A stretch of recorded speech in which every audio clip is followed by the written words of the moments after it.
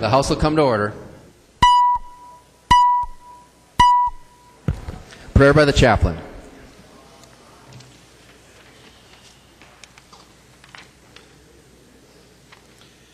Heavenly Father, Creator of us all, we ask your blessings on the citizens of Minnesota and those elected to represent them. Bless the members of this body with wisdom and knowledge, that they may conduct the business of our great state with understanding and compassion. Help them to be aware of their responsibility to serve all of the people of Minnesota. Guide the proceedings of this House, O God, and help the members to see each other as brothers and sisters created by you, rather than opponents representing different parties, regions, and interests. Watch over our state and help our elected officials lead us forward in a spirit of unity and understanding that will lead to a future that is pleasing to you. Heavenly Father, in your name we pray. Amen. The chaplain for today is Reverend David Neal, United Methodist minister from Mazeppa, Minnesota. Pledge of Allegiance. Please remain standing while we recite the Pledge of Allegiance to the flag of the United States of America.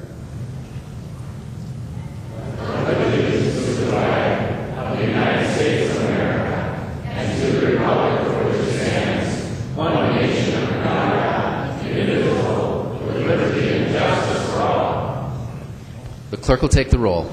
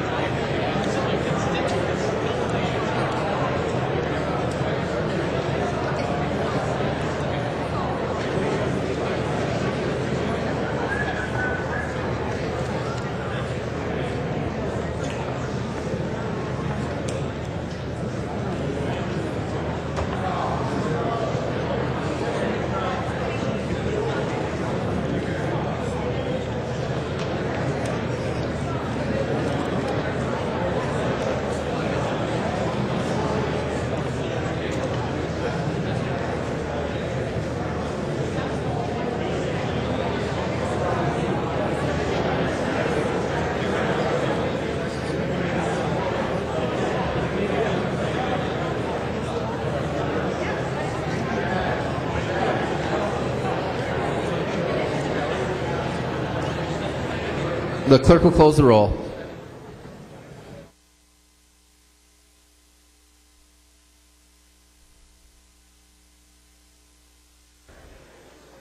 A quorum is present. The clerk will read the journal of the preceding day.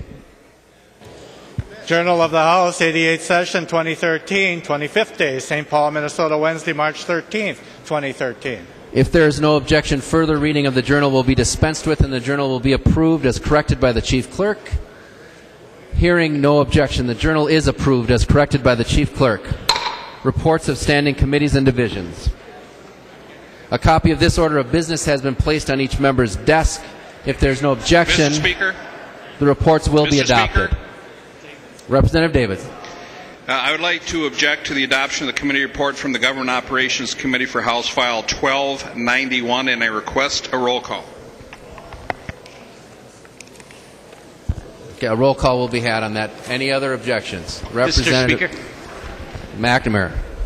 Mr. Speaker, thank you. I would like to object to the adoption of the committee report from the Gov Ops Committee on House File 737, and I request a roll call. And we'll just take the roll calls when we come to those events. Yeah, Representative. Thanks, Mr. Speaker. I'd like to object to the adoption of the committee report from the Housing, Finance, and Policy Committee for House File 1055, and I also request a roll call. And we'll get to the roll call when we get to that particular bill. Representative Mack. Mr. Speaker, I would like to object to the adoption of the committee report from the Health and Human Services Policy Committee for House File 779 and request a roll call. Any other objections? Okay, seeing none, we'll first move to the adoption of the reports of standing committees and divisions as reported, except for House Files 1291, 737, 1055, and 779. You want to take them? Hearing no objection, those reports are adopted. House File on the adoption of House File 1291, a roll call has been requested, and there were 15 hands, so there will be a roll call. Representative Davids. Thank you, Mr. Speaker. I hope members will look at House File 1291. It's an act relating to state government providing for certain appropriations to continue in effect with certain exceptions. This is basically a lights-on bill, and I'm a bit taken aback that when our good friends in the DFL control the corner office on the first floor, the House and the Senate, that there'd be any possible need for such a bill.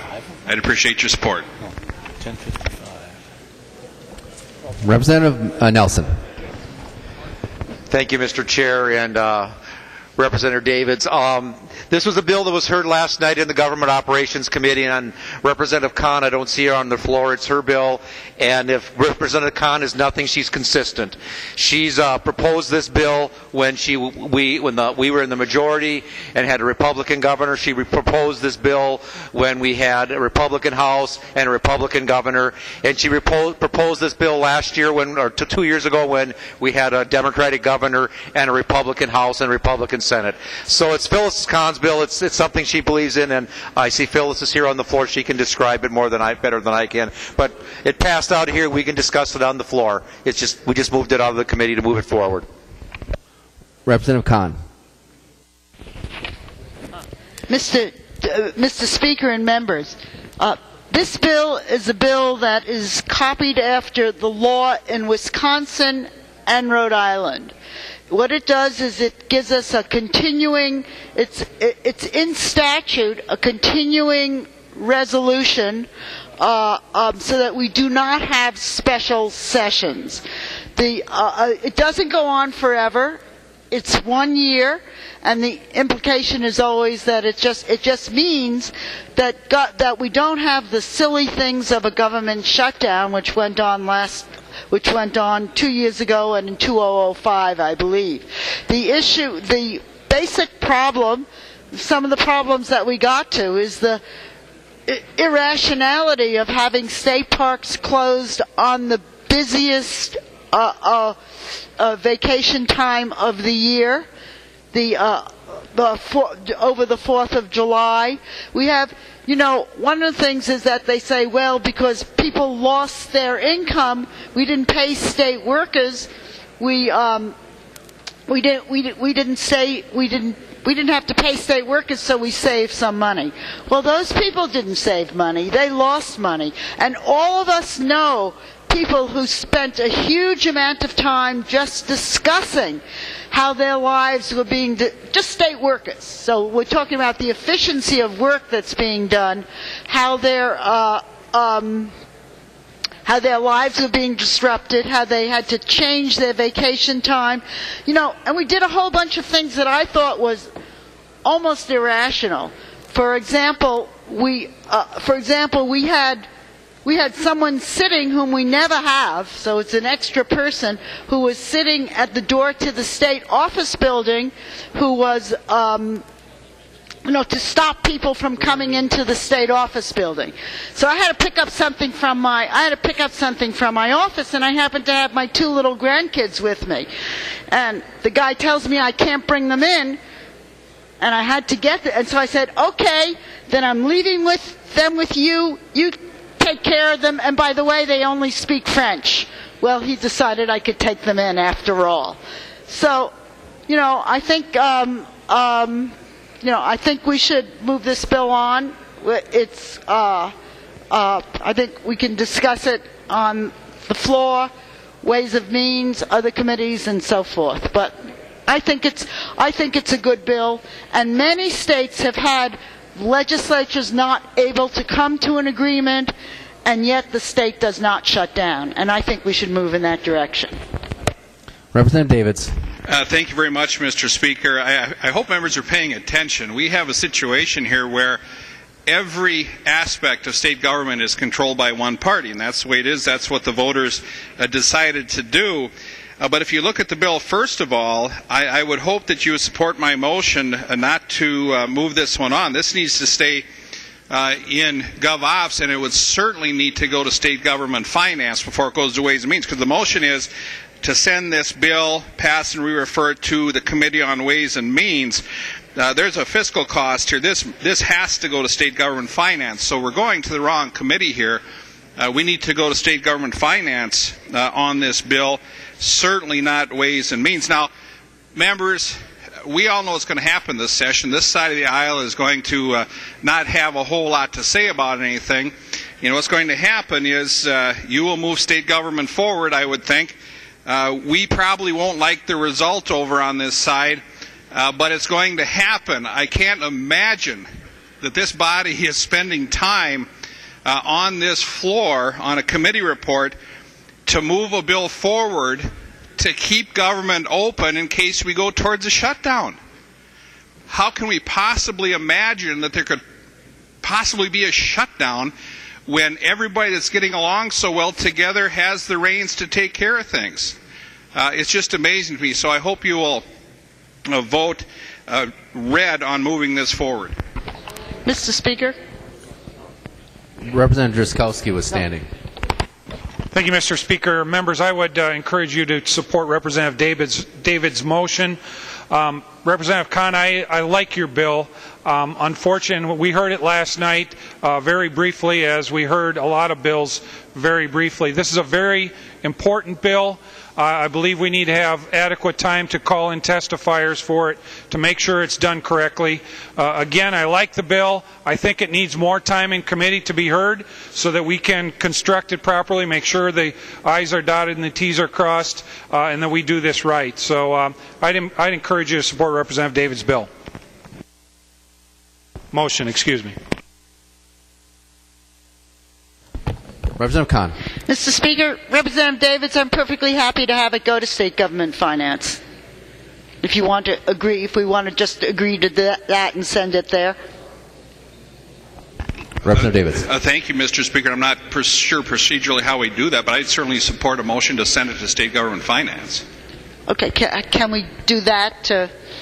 So I think what we can do is make a motion to amend the committee report, which we then would adopt. And the motion to amend would be to amend it to send it to state government finance instead of Ways and Means. Okay. So, do you want to make it? Yeah. Whoever wants to make the motion. Do you want to make it, Representative Mr. Chair, David? I'd make that motion on the Kahn bill. What, can we do that? And I accept it. So what do we got to do?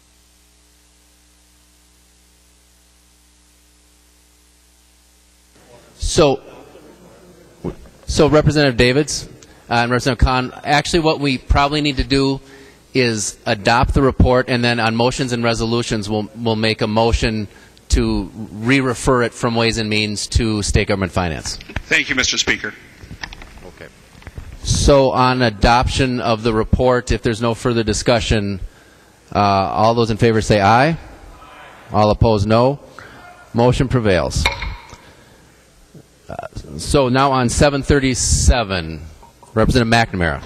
Well, thank you, Mr. Speaker. And I understand this had a very, very short hearing in GovOps, and I'm wondering if, I believe Representative Hansen is the author. I'm wondering if he could yield for a question.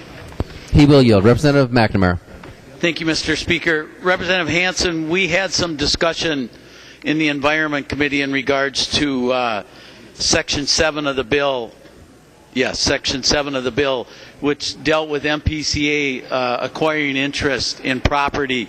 And I had a number of questions on that still that really hadn't gotten answered. And I'm wondering, Representative Hansen, is the ability for the MPCA to acquire interest in the real property still part of the bill?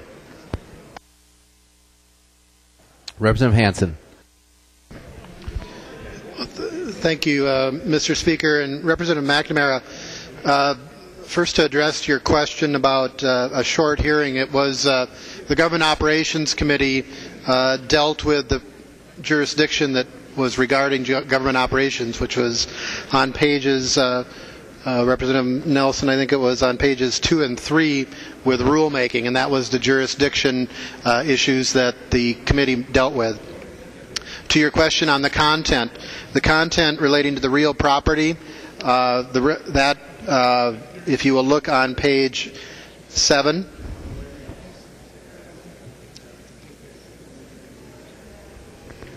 and there still is on line 7.7 to 7.18 those provisions.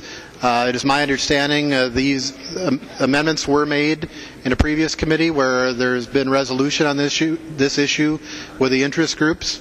The Petroleum interests and the Minnesota Pollution Control Agency had agreed to this language. This language was resolved between the stop in Environment and Natural Resources and Civil Law.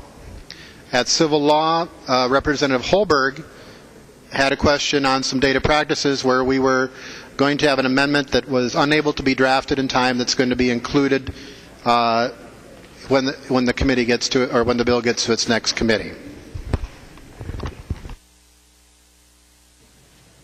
Representative McNamara. Thank you, Mr. Speaker. Mr. Speaker, I'm not sure I followed exactly your procedure. Do we have a roll call from the previous asking, or do I need to ask? Oh, yeah, ask for roll call has been requested. Seeing 15 hands, there will be a roll call. Thank you, Mr. Speaker. Mr. Speaker, I'm wondering if Representative Hansen would yield for another question. He will yield. Representative Hansen, I'm trying to understand. This was the Government Operations Committee. Clearly, it's the MPCA as part of government operations. And wouldn't the taking of real property by a government agency be relevant to GovOps? I'm trying to understand. I think you've said this section still is in here. I think I've got the current bill. Why would that not be discussed in GovOps if we're allowing the MPCA to have a new interest? We've changed this language here, and unfortunately I had asked, I told MPCA I would stop asking questions in environment and ask them to get back to me with more information, because the way I understood what they were doing in current practice is not what they said, and now it looks like we're expanding actually on that. And why wouldn't you discuss that in government operations? The member from Dakota, Representative Hansen. Thank you, Madam Speaker. Well, Representative McNamara, because we discussed it extensively in the Environmental Policy Committee, and that the jurisdictional issue, Representative Nelson, that we discussed in the Government Operations Committee was rules on page 3, starting on 3.12. The member from Dakota, Representative McNamara. Well, thank you, Madam Speaker. Well, members, I think it's important to recognize on line 7.9, it specifically says to acquire interest in real or personal property. This will be a state agency taking over personal property from people that own it. Then it goes on to say, the state is not liable under this chapter solely as a result of acquiring an interest. And in Government Operations Committee, you didn't even get to discuss that. 4-minute hearing at the very last, what would that be, Madam Speaker? 240 seconds, never a question about a state agency now acquiring interest in real property, and the agency not getting back to us after we asked the question in environment. I'm a little perplexed. Members, please support to send this back to GovOps where they can discuss this very serious issue. Thank you. The member from Hennepin, Representative Pepin. Thank you, Madam Speaker. Would Representative Nelson yield to a question? He will. Representative Pepin. Excuse me, I meant Representative Hansen. Sorry. He will. Representative Pepin. Representative Hansen, as you know, this bill was heard very late last night after many hours of testimony. I think it was after 11 p.m., the last bill of, I think, 22 bills. And the staff had prepared a memo that directed us as to which section of each bill involved the jurisdiction of Government Operations Committee. And I'm wondering if you looked at that sheet that Ms. Dyson prepared, and if the sheet directed us to look at the section that Representative McNamara was just speaking of. Representative Hansen. Thank you, Madam Speaker. And Representative Pepin, I did not look at that sheet. I listened very clearly to the chair at the beginning of the introduction of the bill, where the chair indicated the jurisdiction of the committee. Maybe you were correct on your first asking to yield, to ask the chair to yield, because and I remember when we went through the debate on the bill, as we introduced the bill, the chair said this is the jurisdiction for this committee. Representative Pepin. Madam Chair, would Representative Nelson yield to a question? He will. Representative Pepin. Representative Nelson, last night Ms. Dyson had prepared a two-pager on on every bill and what government operations had jurisdiction over, and I don't have that with me today. But my recollection was that this section that Representative McNamara was not on that list, because I specifically remember trying to stick to that, and I did not look at this. Do you recall if this section, starting with line 7.7, was included on the list that was provided to the Government Operations Committee? The member from Hennepin, Representative Nelson. Thank you, Madam Chair. And Representative Pepin, my recollection from last night is like yours. I asked, like many chairs do, and we have multiple bills to hear, that we don't hear the whole bill because there are parts of the bill that are jurisdiction in our committee.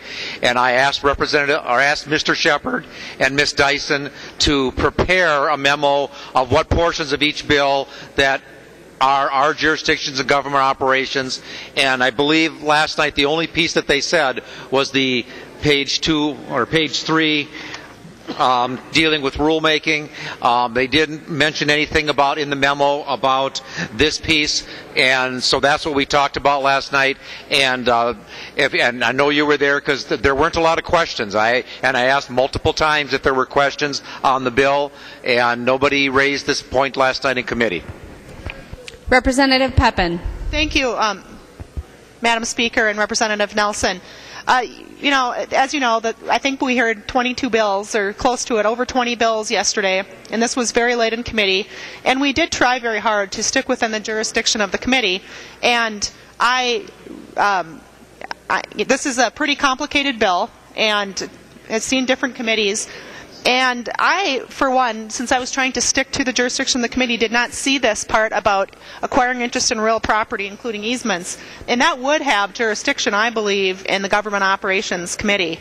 So I don't have another question, but I would ask that we take this back and give it another look, because I would have some questions that I'd want to ask that I do believe are the jurisdiction of government operations. So I would ask that we refuse to adopt and that we would send this back to Government Operations so that we can give it a second go-around. Is there any further discussion on the motion? Seeing none, the clerk will take the roll. Representative Newberger. Up or down? Here we go. Madam Speaker, thank you for the time to speak here. I just want to encourage everybody to send this back. This is it's an enormous bill. It reaches out into private property issues, into adjacent property issues. It really deserves more due diligence. We really need to spend more than 4 minutes on these bills, especially when they have such a far-reaching and long-term impact on the state. I would just to send it back to give it a little more time. I just want to encourage you to do that. Thank you, members. Seeing no further discussion, the clerk will take the roll on the adoption of the report.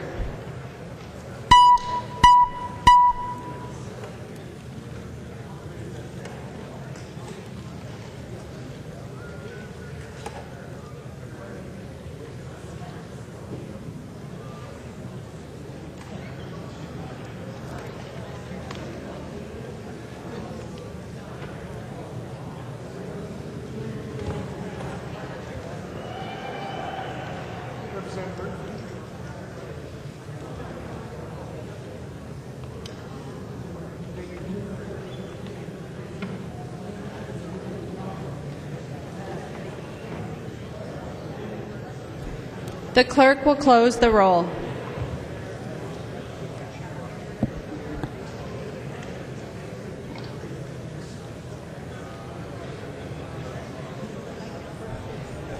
There being 72 ayes and 60 nays, the report is adopted. On the adoption of the report of House File 779, the member from Dakota, Representative Mack. Thank you, Madam Speaker. Members, I encourage you to support this motion to refuse to adopt the committee report on House File 779. Members, this has to do with how our health insurance market is going to be affected into the future. It's the rules bill around how we're going to regulate the healthcare industry and our insurance carriers, members. And just heard this, I believe it was yesterday in health policy, with a lot of questions remaining. Members, we were told repeatedly as we were hearing the exchange bill that the exchange did not necessarily have to have any impact on those insurance carriers outside of the exchange. Well, members, this bill tells a very different story, and I think there's a lot of questions as to how Minnesotans across the state, not just the 1.3 million or 1.5 million that might be going to the exchange as we've been talking about thus far, but this would affect all Minnesotans, members, and how their health care is delivered and what kind of options and access they have to health insurance. And members, these rules place unnecessary mandates on plans inside and outside the exchange, and it's unnecessary. We've heard a lot of talk about trying to prevent adverse selection, about trying to make sure that we have a robust market. Members, I would suggest that by doing this bill and what this bill has in it, we're going to be hurting Minnesotans greatly. We're going to be hurting competition. We're going to be hurting the future of our healthcare market, members, and how people have access to the best quality care that's best for their family and their choices. And so, members, with that, I think that we need to take a much closer look at this and how it's going to affect health care policy across the board, members. Madam Chair, I'm wondering if Representative Atkins would yield for a question. He will. Representative Mack. Representative Atkins, with this bill in front of us and how that interacts with the exchange and the broad powers that the exchange board is going to have, I'm wondering if this bill is going to give the exchange board much broader powers in terms of determining what happens inside and outside the exchange, considering that this makes many of the rules similar both inside and outside the exchange. And if the exchange board has the ability to set the rules and set the criteria for what's necessary in the exchange, won't it in fact have an enormous impact on the carriers outside of the exchange? The member from Dakota, Representative Atkins. Thank you, Madam Speaker, and thank you, Representative Mack. And I hear people cheering for my answer, and I haven't even given it yet. So it's a good question. The point of the bill, though, is to have rules that apply across the market, both to products inside and outside the exchange, rather than have the exchange wagging the tail, or the tail wagging the dog, I should say. The exchange board will have the powers relative to products inside the exchange, assuming that we pass the bill that's about to come up. But then this bill gives the legislature the ability to control rules on products, insurance products, both inside and outside. Some of those rules being network issues, market disclosures, informational disclosures, and accreditation. Hopefully that answers your question, but I'd be happy to answer any additional ones as well. Representative Mack. Thank you, Madam Chair, and thank you for that, Representative Atkins. I guess my follow-up comment to that would then be, I think I'm hearing that the answer is yes, that whatever the exchange board decides, and I understand that they are two different bills, but the way that they interact and the fact that the rules are going to have to be the same inside and outside the exchange, that means that we just greatly broadened the powers of an unelected board to have a great deal of influence on the rules on companies that aren't even inside the exchange, that should be practicing as private entities, doing what's best for their consumers and the people that buy their product, but rather they're going to be dictated by a 7-member unelected board with extremely broad powers. And I guess the thought I'll just leave members with on this and why we should really reconsider passing this on is if the Democrats' exchange bill is such a great thing, why do we need to further regulate or limit options available outside in order to make it competitive? It just simply doesn't make sense, and it's not a good deal for Minnesotans. Members, please support the motion. The member from Sibley, Representative Gruenhagen. Oh, thank you, Madam Chair. Yeah, I would simply reiterate some of the concerns that Representative Tara Mack stated. Also, I would ask, Madam Chair, if Representative Atkins would yield for a question. He will. Representative Gruenhagen. You're so polite, Representative Atkins. Thank you. Do you have any support for this bill from people with an interest in the private market? I mean, does the Minnesota Chamber support this bill? Does the health plan support the bill in any way, or any other group that has a stake in the private area? And what groups do support this particular bill? If you could respond. Thank you. Representative Atkins. And thank you, Madam Chair. Thank you, Representative Gruenhagen, for the question. I apologize. I didn't realize that the issue was going to come up, so I didn't bring my full folder. But I know for sure the hospitals came and testified, as you know, before the committee in support of the bill. There's a whole long list of consumer groups that support it. And one of the reasons is exactly that, which is this gives the legislature the ability, as we go through, to set the rules for all of the products, both inside and outside the exchange, so that consumers, then there's less confusion. Just because you buy a product inside the exchange, it shouldn't be something that has different rules and different application and different elements to it than something that you buy outside. So the point is to make it more understandable for consumers, so that whether they buy inside this marketplace or outside, and that's why so many of the consumer groups and AARP and others support the bill. Representative Gruenhagen. Thank you, Madam Chair. Well, you know, I appreciate that answer, Representative Atkins, but if we applied that to soup and cars and everything else, then we'd basically have what Henry Ford said: everybody, you can have whatever color you want as long as it's black, okay? I mean, the whole idea of the private market and private market competition is to provide choice and variability. And the consumer benefits when those types of principles are involved. Again, we're moving micromanagement of our healthcare system, both inside the exchange and outside of the exchange, under government control. That's a bad direction, especially when government tends to be the problem in the healthcare system in the first place. So many well-intended goals with unfortunately negative outcomes for the consumer and our healthcare providers. So I strongly support Representative Tara's motion, and I hope, members, we can send this back. It needs a lot of work. It should actually be worked on between now and the next session, and not just rushed through when it affects one of the best healthcare systems in the world. Thank you, Madam Chair. To the adoption of the report. The member from Hennepin, Representative Zellers. Thank you, Madam Speaker. I was wondering if Chair Atkins would yield for a quick question.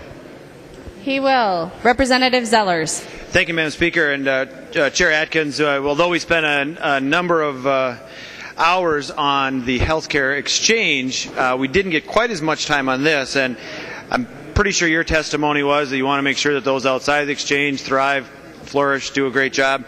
My question and concern, so just so we have it on the House floor, is that any of the rules that are in this bill won't be used to force people either who are on the outside of the exchange into the exchange, or force those that are on the outside of the exchange to adopt rules that would make them counterproductive or make them uncompetitive with folks inside the exchange. Representative Atkins.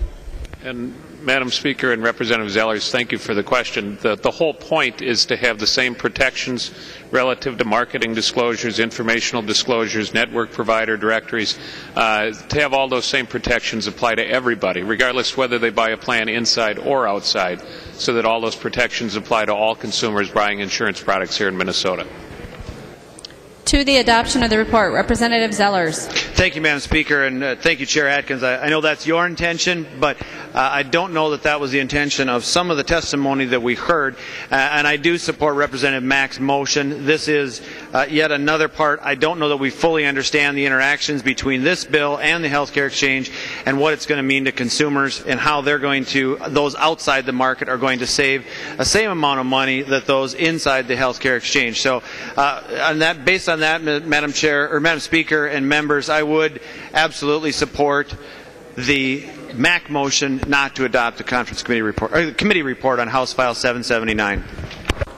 Seeing no further discussion, the member from Hennepin, Representative Anderson, to the adoption of the report. Thank you, Madam Chair. And members, I had hoped when we heard this bill in the Commerce Committee, there were issues raised as far as the feasibility of this piece of legislation, and I hoped that Representative Atkins, you would have fixed some of these provisions that were in place in the original bill, but as I'm looking over the committee report, you haven't. And I think what really sticks out in my mind is in Section 10 of the bill, we're still asking providers to have their certain services within 30 miles or 30 minutes of their home. Well, if you live in Representative Dill's district or Representative Anzel's district or Representative Fabian's district, this really isn't feasible. And we're putting in place something that can't even be achieved.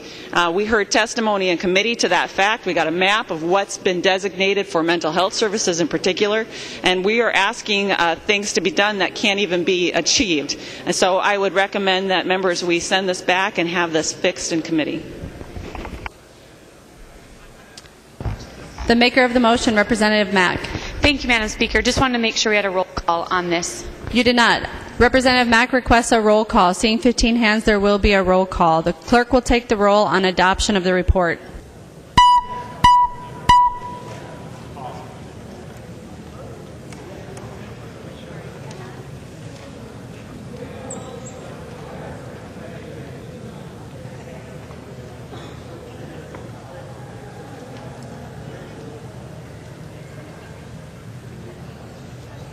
The clerk will close the roll.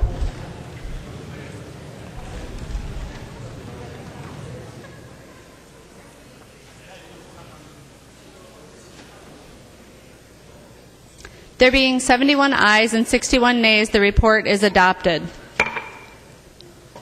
On the adoption of the report for House File 1055.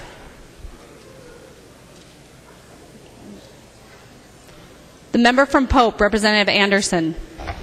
Thank you, Madam Speaker. This bill came out of the Housing Committee, and we feel that it should go back to the committee for some further discussion and talking about it. What it does, it deals with the state mortgage registration and deed tax, which currently we all pay into when we buy property and whatever. It right now goes to the general fund, and what this bill does is set some base numbers based on projections, and any amounts above those numbers would get put into a dedicated account to go back into affordable housing.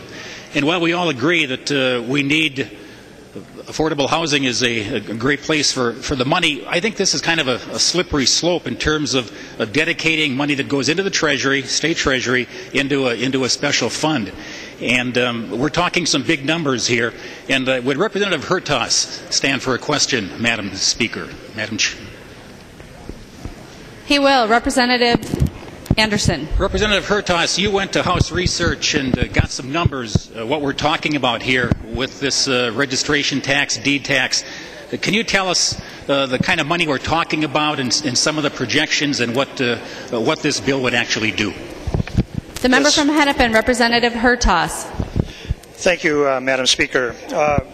Representatives, the mortgage registration tax and the deed tax is a tax that's collected on real property, and with respect to the mortgage registration tax, this is money that's collected when businesses would borrow money or capital and pledge their collateral, their real property as collateral for securing a loan.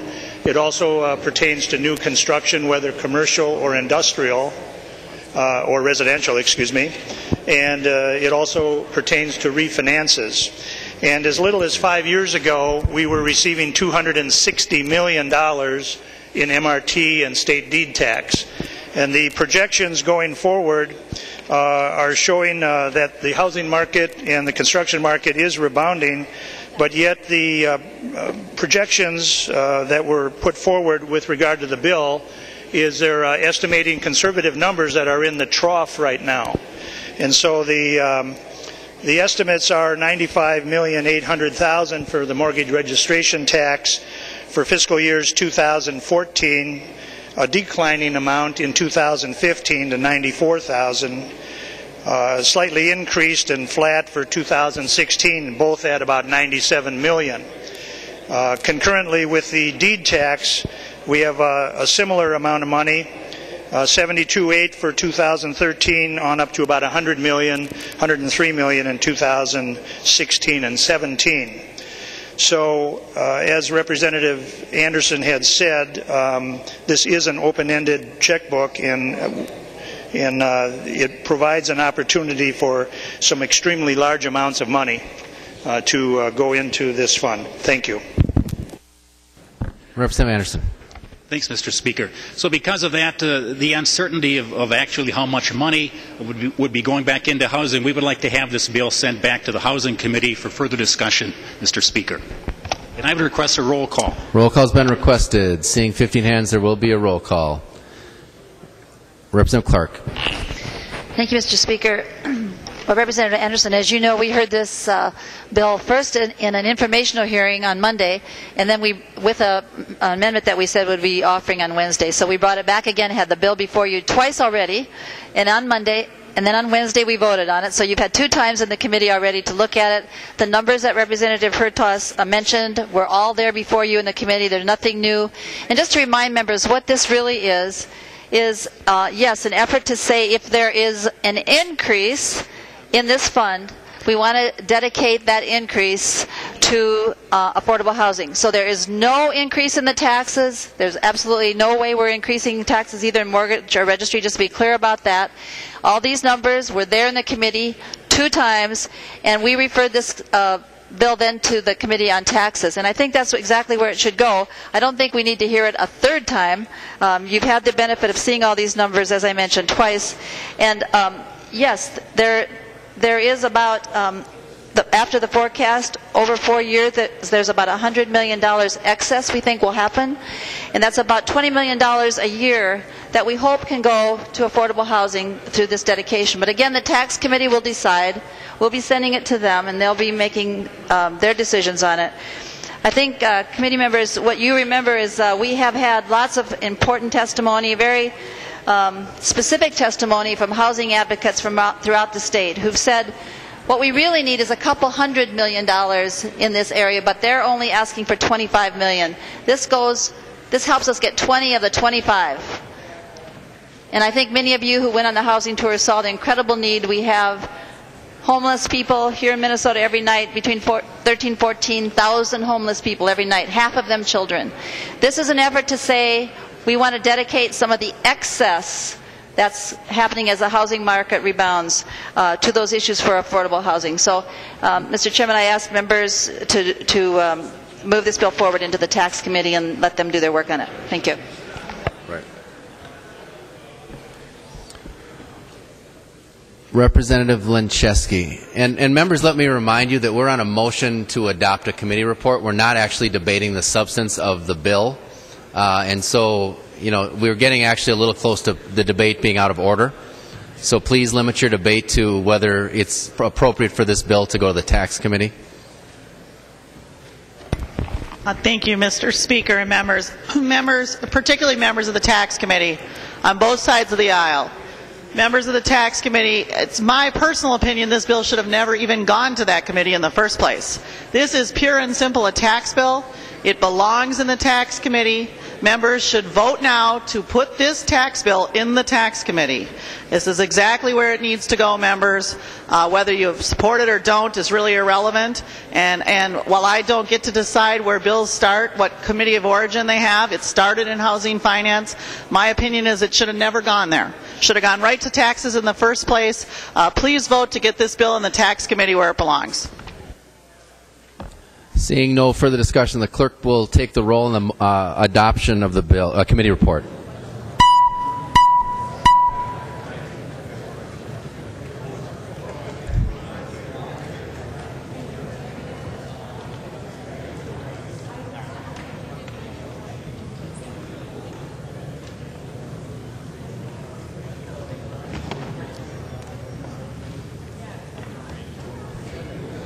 Clerk will close the roll.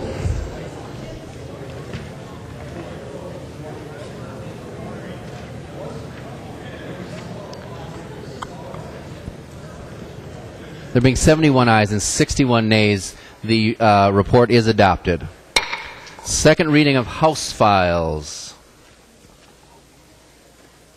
Second reading House File 88.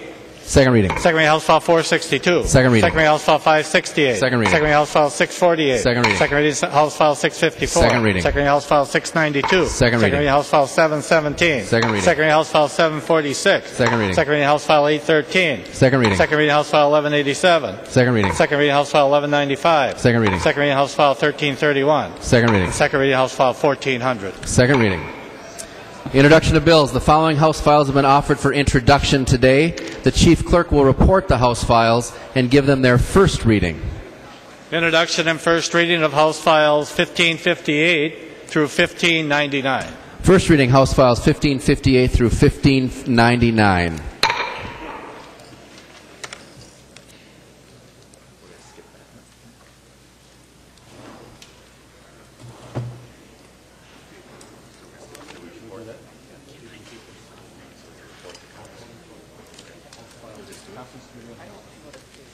Conference Committee report on House File 5.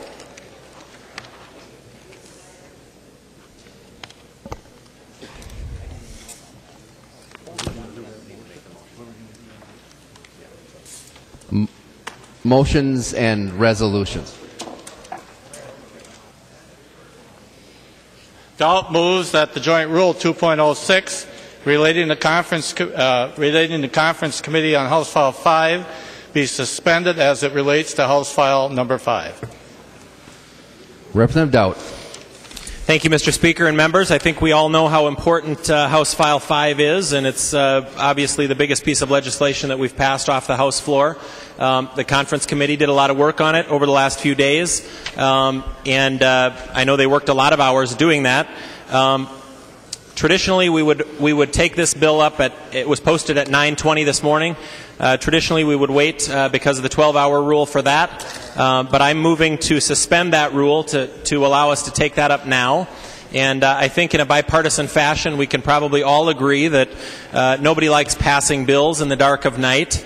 So as important as this bill is, I hope, and I think we might have a bipartisan agreement to do this, but my hope is that we can suspend our rules, that it will allow us to take up House File 5 now, when people can be at home watching this, and possibly we'll even get some feedback from them on our emails, but I certainly think that we'll all be in better spirits if we're doing this now and not starting out at 9:30 tonight. So I'm hoping that you'll support the motion to suspend the rules and we can move forward with debating and ultimately not adopting or adopting the Conference Committee report.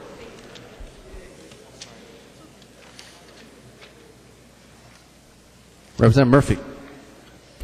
Thank you, Mr. Speaker and members. Representative Doubt, thank you for your motion. And we believe this is a very important piece of legislation for Minnesota.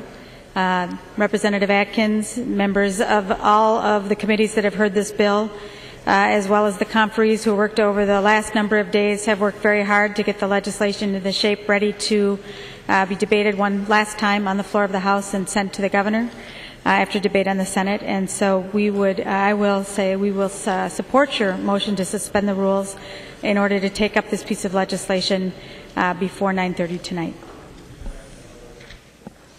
Any further discussion? Seeing none, all in favor of the motion say aye. Aye. All opposed, no. The motion prevails. Conference Committee report on House File 5, an act relating to commerce. The report is addressed to the Honorable Paul Thiessen, Speaker of the House of Representatives, the Honorable Sandra L. Pappas, President of the Senate. We, the undersigned conferees for House File 5, report that we've agreed upon the items in dispute and recommend as follows. The report is signed by all 4 of the 5 conferees on the part of the House and all 5 conferees on the part of the Senate. Atkins moves that the report of the Conference Committee on House File 5 be adopted and that the bill be repassed as amended by conference. I recognize the author, Representative Atkins, who will explain the Senate amendments. Thank you, Mr. Speaker. That is my motion. The conferees have met for the last 3 or 3.5 days.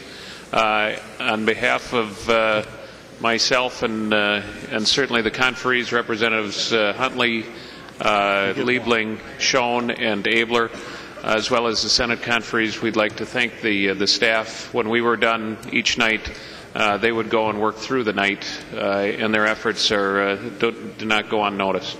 It's by motion that we adopt. Representative Abler has been kind enough to share with me that he will make a motion to not adopt the report, which is a higher motion. And with that, Mr. Speaker, I'll let Representative Abler make his motion. But members, I would appreciate your support for adoption, and then we'll visit about the bill some point further.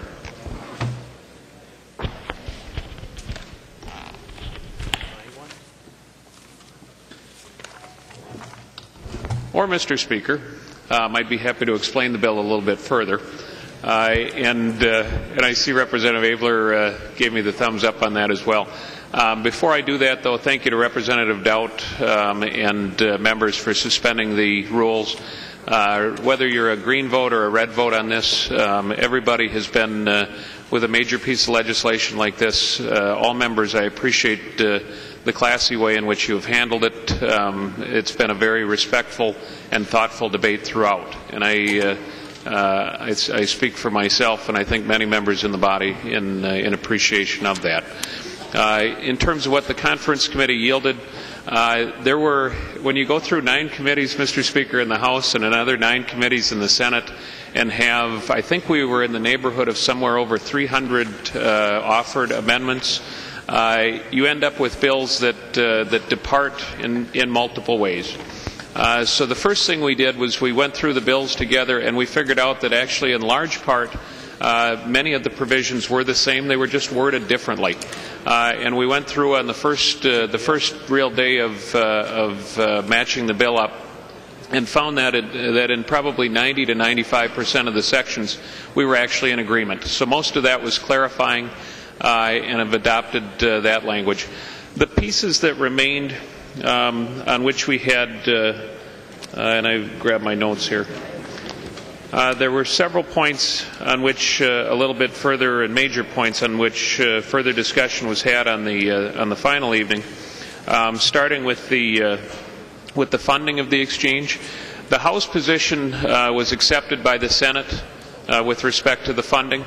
But it was changed slightly. You'll recall that the funding approach that was taken was a withhold, so that those who were buying the premium or buying the products and selling the products, that was where the operations funding was coming from. Initially, in the House version of the bill, we had up to 3.5% of a premium withhold. That was changed in the conference committee, and particularly in the first year, to be 1.5%. So it was cut by more than half in the initial operating year of 2014. That actually was a result of some further efforts working with the exchange and with Commissioner Showalter to try to figure out a way to bring down that reserve money. This is not an insurance company, therefore there was the exchange itself is not an insurance or a risk-bearing entity. So we were able to find a way that allowed for a smaller reserve and for dealing with the cash flow issues, and bring that down to a 1.5% withhold. The Minnesota Chamber of Commerce members has talked about aiming for a 1% figure. We weren't quite able to get there, but we were, with help from members on both sides, able to get down to 1.5%. Then in the out years after year one, the premium withhold, we still say it's up to 3.5%, but as testimony has established, we're actually looking for about 2 to 2.25%. The federal law, you'll recall, says it's going to be 3.5% if there is a federal exchange. That's obviously, as you know, that's our other option. Is that if we don't do a Minnesota version of this health exchange, it will end up being a federal exchange, and the federal folks have already guaranteed us that they will charge 3.5% as a premium withhold. So on both accounts, both in the first year and in the remaining years, it's a significantly less amount of money being charged on the premium withhold, and we appreciate the Senate yielding to the House's position with respect to that. You will recall, or perhaps you know, that their position was to use general fund dollars, specifically about $60 million that ostensibly comes from the tobacco tax. But the point of that is that it is general fund dollars. It could be allocated elsewhere, and to use general fund dollars when, in fact, when the House had a position that uses money that would come from those who benefit from it, would be the ones paying for it. It just seemed to make a great deal more sense to use the premium withhold. On the next piece, we had the active selector language, and for the concern that the House raised in our version was the issue of whether or not the plans, the carriers themselves, would be induced to want to connect, to literally spend the millions of dollars necessary to make the create the IT infrastructure in order to connect to the health insurance marketplace. And in order to do that, we needed to offer them some level of guarantee that they'd be able to get products in, particularly at the outset of the exchange. After considerable discussion and with great reluctance, I might add, from the Senate, they eventually yielded to allowing for in 2014 that the plans, the carriers themselves, would in fact be able to have a guarantee to be able to get into the marketplace and offer plans. And that is still, it's a very high criteria. It's not just allowing everybody in willy-nilly. It's not a clearinghouse per se. But the plans were very pleased, the carriers themselves were very pleased to be able to know that in 2014, after making a significant investment in the IT infrastructure, that they in fact would be able to get plans into the exchange. As of then, January 1, 2015, we will have more of a smart selector or active purchaser, active selector. It's been called a variety of things. I always compare it to both of my sons have been fortunate enough to get into the Carlson School at my alma mater at the University of Minnesota. Found out afterwards just how incredibly hard it is to get in, and I was sort of shocked that they did. As proud as I am of them, there were 7,000 applicants for only 400 spots in the Carlson School of Management. And so it's really, really competitive to get in. And both of my sons had to bust their butts all through high school to put together the sort of background necessary to be able to get into an institution like that. That's what Active Selector is. It's the carriers putting together their absolute best products and putting their best foot forward, and then seeking to get those best products because there's only a limited number of slots available in that marketplace. And as a result, we expect to get the very best products in.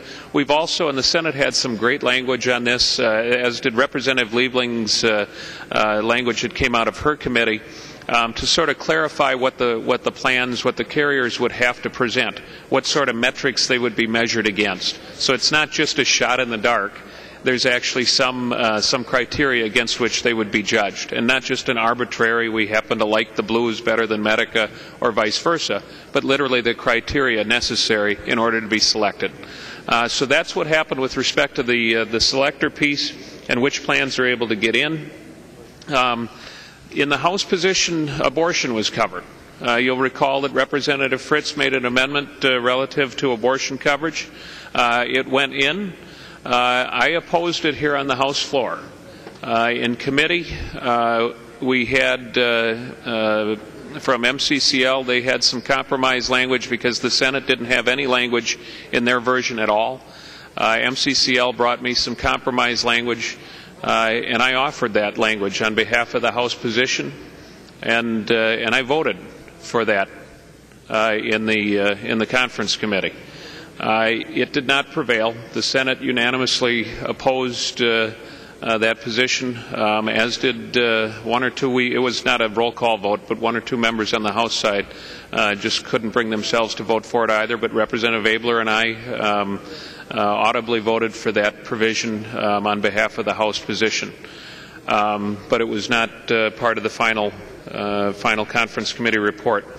To Representative Holberg and Representative Simon, Representative Mack, my great thanks, because you made my life so much easier in the conference committee on data privacy issues, on oversight issues.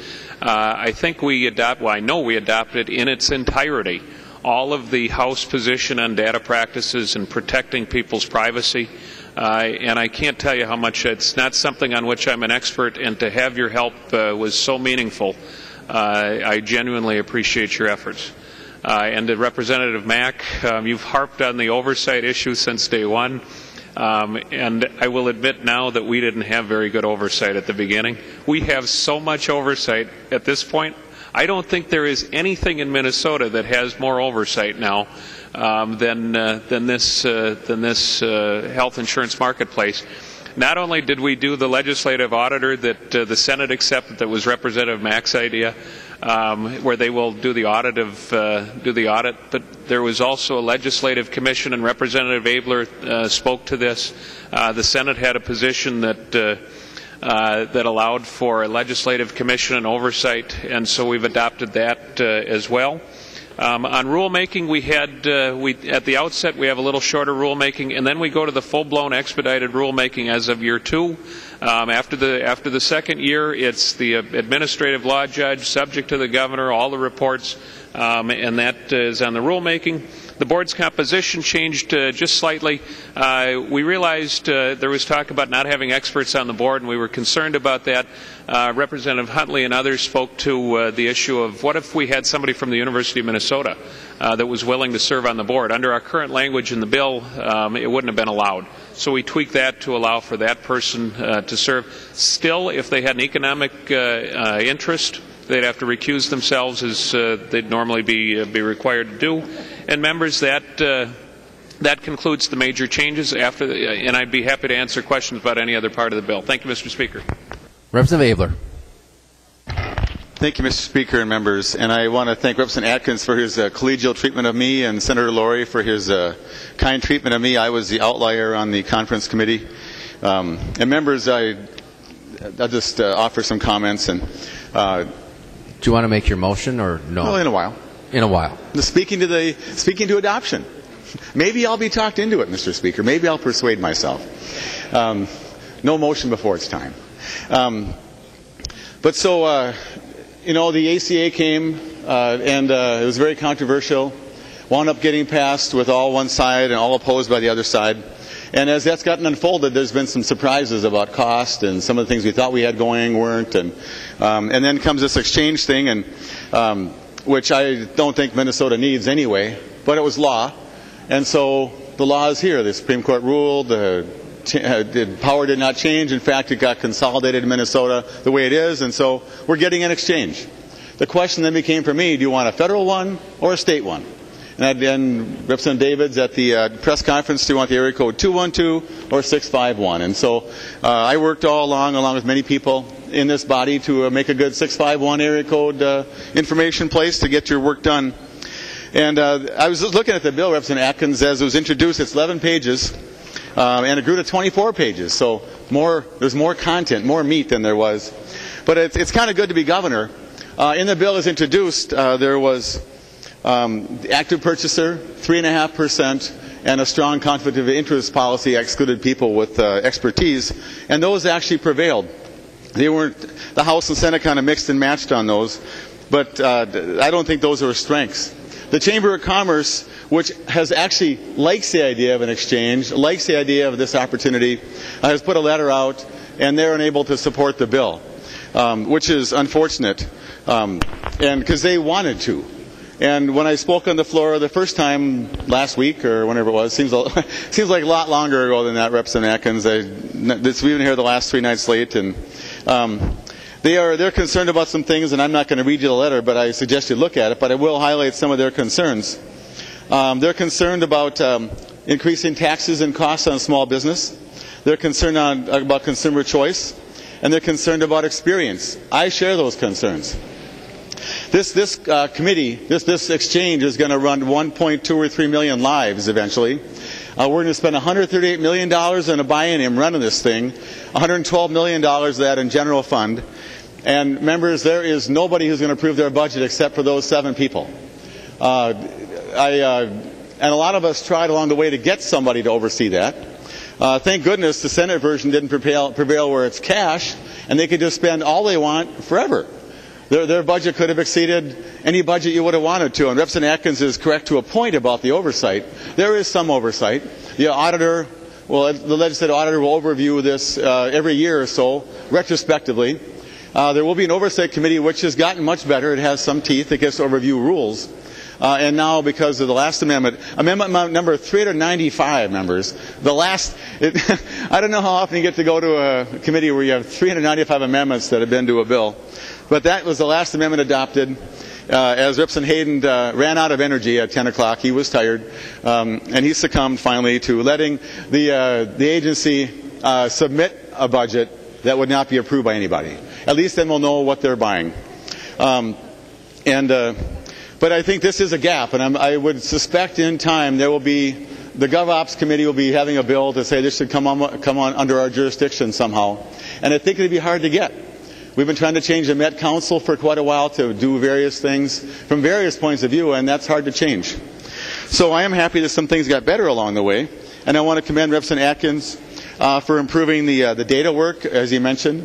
The Senate had a strong position about rules and process. We even have an open applications process for the board, which is going to start off with the very first process. That's a strength. And I think from the bill as introduced, which would not have worked, which would have been a disaster, the bill, this could work.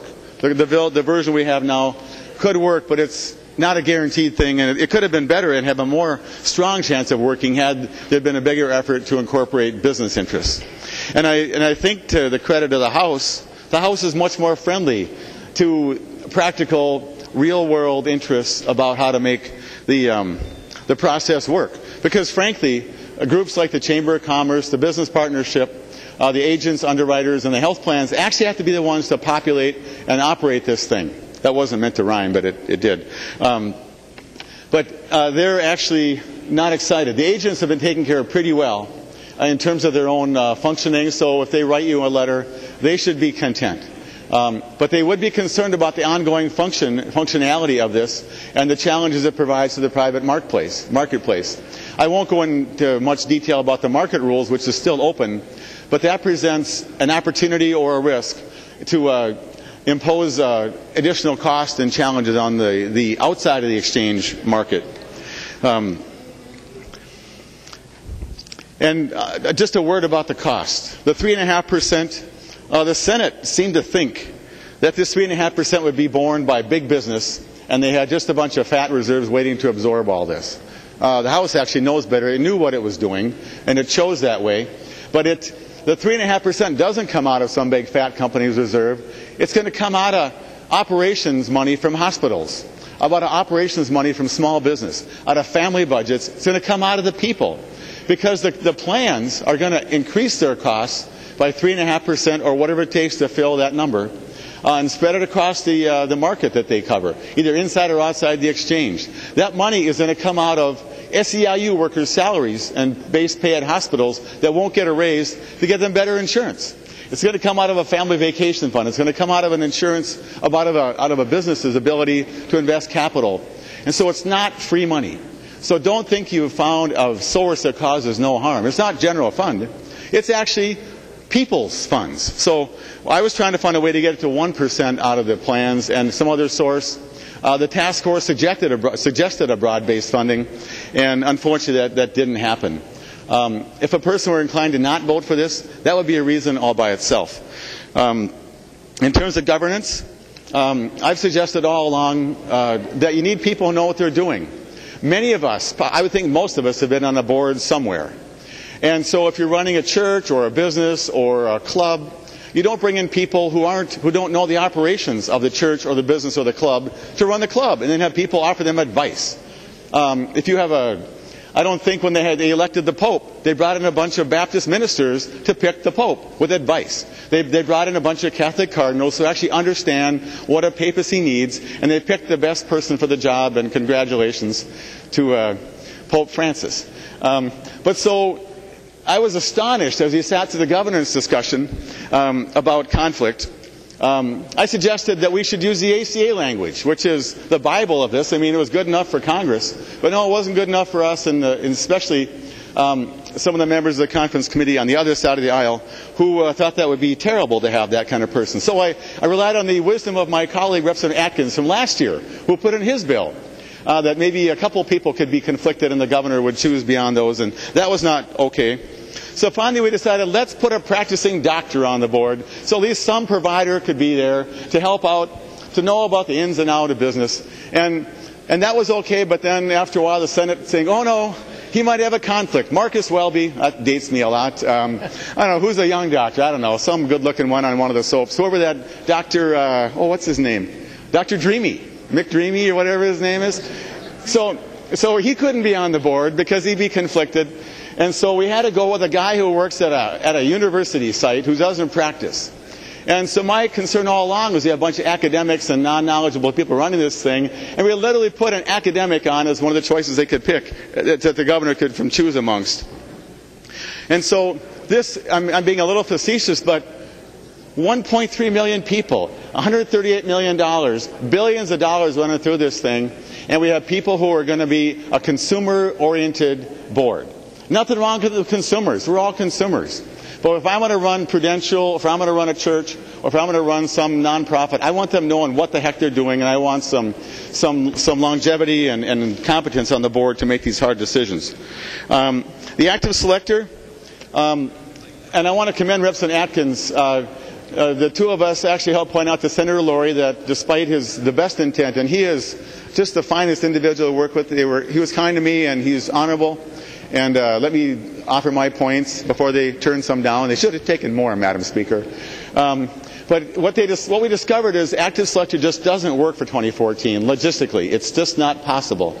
There would have been 3 weeks left for a plan to conjure up a qualifying plan to submit, and then they might not have been able to be chosen. So practically it wasn't reasonable, and so the conference and I agreed that we should forego it for 2014.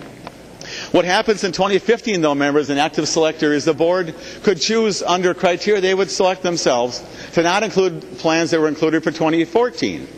And so I hope they don't do that. I hope they leave the market intact and don't disrupt things.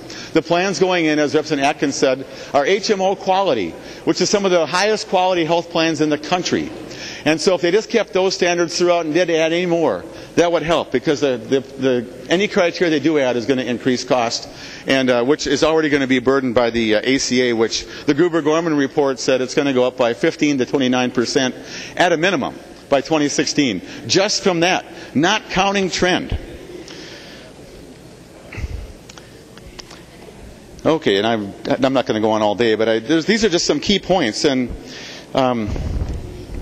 so, Madam Speaker and members, so I went to this conference committee willing to come back being a yes vote. I came over there trying to improve. The market rules are still open. I think we can make those reasonable. I tried to improve active purchaser to make it so that it was like the House version. And I didn't prevail in helping Representative Atkins. I guess we were not up to the task. We tried really hard. I tried to get rid of the 3.5% that the governor suggested that the House agreed to, and the Senate tried to find a way out of, and it's in the bill. It's a little cheaper for the first year, but it's in there going on. And no guarantee it'll get lower. We hope it can be lower. And the conflict matters about a board that doesn't really have the capacity to serve are just as the governor gave it to us.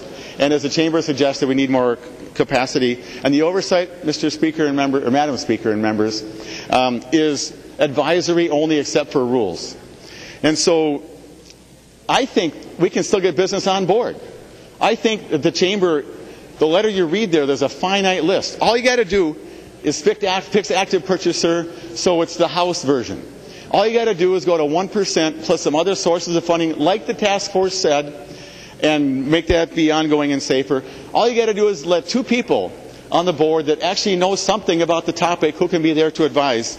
And the chamber will be on board, and I will be a yes, and the business partnership will sing the praises of this bill compared to a word, I can't say the word they used afterward, but it wasn't a nice word, Representative Atkins. They were trying hard, cheering in the hallway, and you'll have a group that we can say is a bipartisan, the SEIU with the chamber, the AARP with the business partnership, and take action with the Republicans. And that's how it should be. That's what they didn't get done in Washington. And Mr. Speaker, Madam Speaker, I hope this could still happen. So now, if I could, I'd like to move to not concur. And I would love to go spend the weekend with Representative Atkins working out these few points. We got to know each other so well. And actually, one of the complaints about the conference committee was there wasn't treats. And Mr. Speaker, I will promise you, if this motion is successful, I will bring peanut M&Ms to the committee to make this go smoother. Maybe that's what was missing all along. And so, Madam Speaker, I urge members to vote for this. Representative Abler moves not to adopt the conference committee report. Representative Mack. Thank you, Madam Speaker. And just briefly to this point, members, I urge you to support the Abler motion to not concur. I appreciate the hard work that Representative Atkins has done. I know it's not an easy hill to climb with the Senate on a lot of these issues. And it's too bad that the House lost a lot of its good positions going into the Senate. I guess the couple of questions that I would still have for members and for this body and why we should not concur on this, members, is that, first of all, while I appreciate the fact that we're letting all plans in 2014 to get a good crack at this and get this thing off to a robust start, in my conversations with the plans and in looking at the logistics of this, members, it still simply does not make sense why these plans would want to spend millions for the technology infrastructure so that they can get in for 1 year only to possibly be arbitrarily kicked off in 2015. It just simply doesn't make sense. I don't think that we've eliminated the obvious deterrents that plans are facing and incentives in terms of putting all this into place in order to participate in the exchange. It's a huge amount of money, and the way the bill is written, it creates a huge level of risk for the health plans. And so, Representative Atkins, I am familiar with your college analogy, and while I appreciate the story and the hard work of your sons in getting into Carlson, where that analogy is flawed is that if a teenager gets rejected from the college of their choice after all the work that they've put in, the hours and money that they've invested in their education trying to get ready for college, if they get rejected from their first choice, they have upwards of, 200,000 other colleges across the country that they can apply to and pick from, members. The difference between that analogy and the reality of the exchange is if a plan spends the millions to invest in the infrastructure to get in, if they get kicked out or they're not allowed into the exchange, where else do they go? They don't have another option. The exchange is the only shop in town at this point in which to provide care to Medicaid recipients and things of that nature. So members, while I appreciate the analogy, it simply doesn't fit the story of the exchange. It's not the same thing. It's way too big of a risk that we're asking these plans to put in, and I'm afraid what's going to happen is they're not going to take that risk. They're not going to put it together, and what's going to happen is we're not going to have adequate choice within the exchange. It's going to be limited plans. Consumers in that market are not going to have fair choice, and it's not going to be affordable, not to mention the fact that risk is going to be extremely high within the exchange. And it's got a domino effect into a lot of things that's bad for Minnesota and our health care policy, members.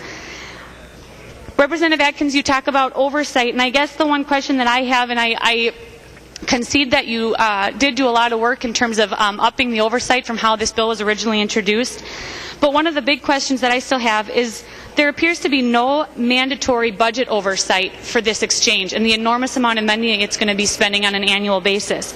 It is so far from the normal legislative appropriation process, members, that we have no oversight with this. And as I look at the bill, I'm looking at page 9 of the conference report, and this is where it talks about how it's going to be a 1.5% gross premiums tax in the first year, 2014, and then can go up to 3.5% in the future. Members, my concern is, and one thing we talked about in committee was why we had to collect that tax in the first year when all the money's coming from the feds. And what we were told is that would create a reserve fund so that if, possibly when, the exchange does not meet its enrollment numbers, we have a reserve fund to pay for that. So what I'm confused about here, members, is that on line 9.27, this bill points out that for 2014 and 2015, the Commissioner of Management and Budget is authorized to provide cash flow assistance of up to $20 million. What I'm wondering, Representative Atkins, is why in the world would we need the option for the Commissioner to use $20 million out of the Special Revenue Fund or Statutory General Fund in order to fund the exchange when we're already collecting a tax in 2014 that we don't need to be collecting because the feds are providing all the money. And I'm wondering, Madam Speaker, if Representative Atkins would yield briefly to that question, to that issue on 9.27 and that amount of money being collected. He will. Representative Atkins. Thank you, Madam Speaker, and thank you, Representative Mack, for the question. First off, the feds are not funding the reserve, but the point of the loan from the on line 9.27 with respect to the Special Revenue Fund was because we heard on both sides of the aisle a lot of discussion about the need to try to bring that initial startup cost down.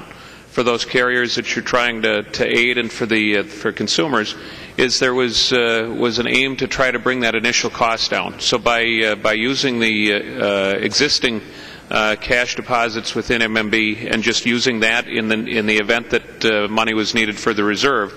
And by the way, it's a loan, but it's got to be repaid with interest. As a result of using that tool, Commissioner Showalter confirmed for us, and so did Ms. Julich, who's the CFO for the exchange, that by just simply using that tool, which would be repaid with interest, that would allow for in 2014 the premium withhold to be dropped by more than half. And I might add that that figure is literally now 1/3 of what the cost of a federal exchange would be. The federal exchange being 3 times more costly. So we're doing our darndest to try to bring that cost down. And thank you for the question. I appreciate the opportunity to explain it. Representative Mack. Thank you, Madam Speaker, and Representative Atkins for that explanation and the fact that it is a loan and has to be paid back, but doesn't necessarily take away from the concerns that seems to be a lot of some money shuffling going on here, and kind of only confirms my fears about how we're going to reach the enrollment numbers needed to make this thing work and what's going to be required if we don't, and that is loaning money, the exchange having to loan money from the general fund or special revenue fund, paying it back in interest, and that money doesn't just appear in the coffers of the exchange members. That money is going to have to be taken out of taxpayers' dollars through the gross premiums tax.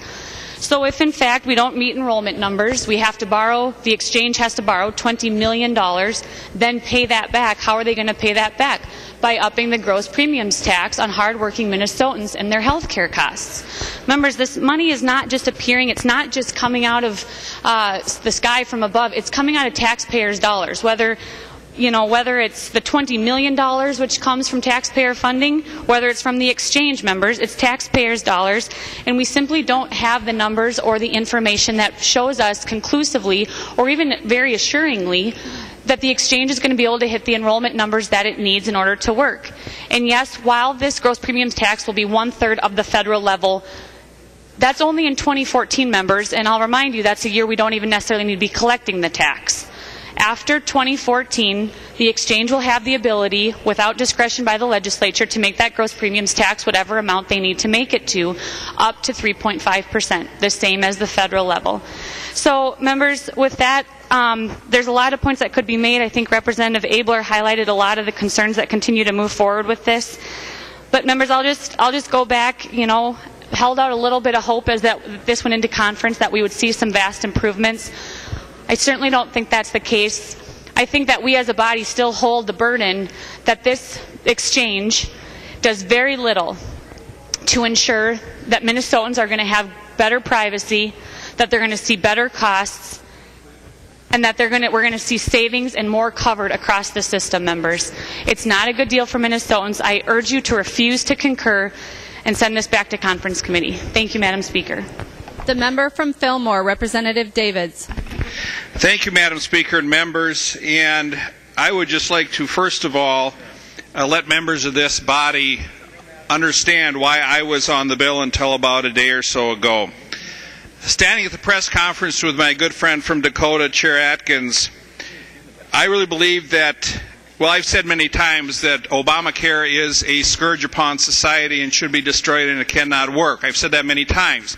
That being said, it is the law. It is the law. So the question then becomes, who do you want to set up the exchange, Minnesotans or the federal government? My choice was to have Minnesota work on this and to have Minnesota set this up. So that's why I was on the bill, and I had high hopes. And I had high hopes in Chair Atkins, and Chair Atkins gave it his best. He really worked at it. But it falls short in a couple areas. First of all, let's step back in time for just a second. When our President Obama said, when we talked about Obamacare, I know this is not Obamacare, this is exchange, that's a requirement of Obamacare, I understand that. But we were promised that every family would pay $2,000 less. When in fact now we know that they're going to be paying at least $2,500 more.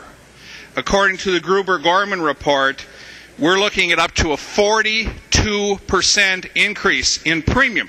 Now, how do we as Minnesotans handle that? a 42% increase in your premiums. And why does that happen?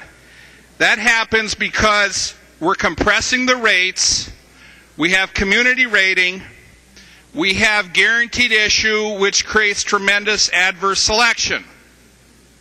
And I want to address how that comes about in just a little bit here. One of my biggest concerns, and I really believe that this needs to go back to conference committee for some more work. I'm not saying that, Representative Atkins, you gave it your all, and I know you did. But we're a bit short here. There's some things we need to do. One of my biggest concerns is what happens on October 1st when we flip the switch on and nothing happens. What's plan B? What's the backup plan? Because I don't believe by October 1st this is going to be working. This will not be on. Then what do we do? I still have tremendous concerns with the board itself. When a board can overrule the Commerce Department. Yes, I'm a bit partial to the Commerce Department. I chaired the committee 6 years. I've got a lot of confidence in the Commerce Department, whether we have a Republican governor, a DFL governor, an independent governor. The Commerce Department understands insurance, and we need them to be the lead in who could or could not be in the exchange. Now, Representative Atkins in Ways and Means had a great amendment. The amendment said that if they meet the qualifications of the Commerce Department, each plant can have at least 2 plants in each metal. And I looked at that and I went, wow, this could really work. This could be just a thing, but we lost that, members. We lost that in the conference committee. We need that back. We need that back desperately. So we have a board now that can overrule our Commerce Department.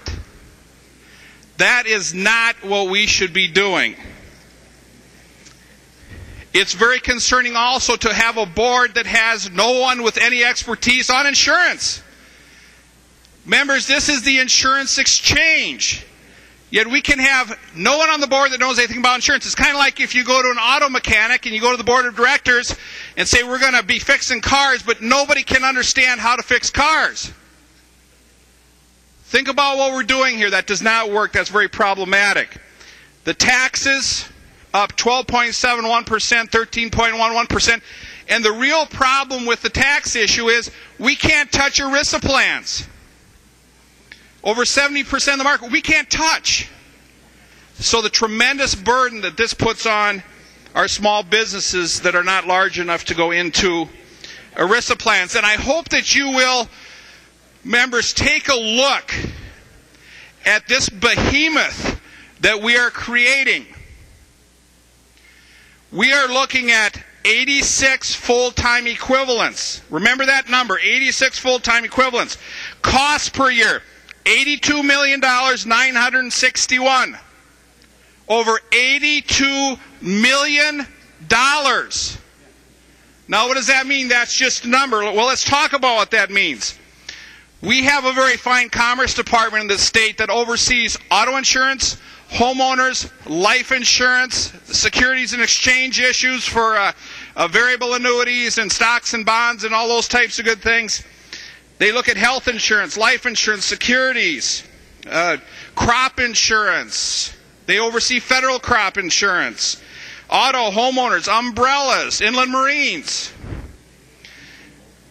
The exchange is going to cost over $82 million a year to do health insurance. One issue. The Commerce Department regulates all of those other areas for $8.8 million, about 10%. The Commerce Department regulates all of insurance for 10% of what it's going to cost for the exchange itself. The active purchaser model. We had it right in the House, Chair Atkins. We had it right in the Ways and Means Committee. The amendment you accepted was the way to go. It was a start, but it might have got us there. But what did we do? What did we lose in conference committee? It's good for 2014. We did the right thing for 2014. But then think about what we're doing for 2015 If a company spends millions of dollars to develop a plan, it meets all the criteria of the Commerce Department, that 7-member board can say, we don't want you in, and not accept a plan in. So in effect, what the Commerce Department has seen fit to go forward with, this board of 7 people that know nothing about insurance, nothing, can reject it.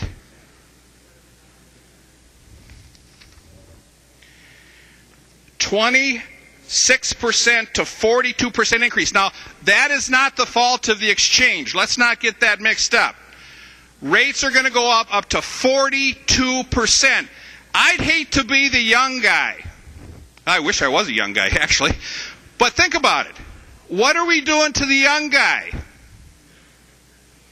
We're saying because of rate compression, because of guaranteed issue, that his premiums or her premiums are going to skyrocket. They are going to skyrocket. You know, when I start getting the call saying my premiums went up 42%, what happened? I'm going to say I voted no.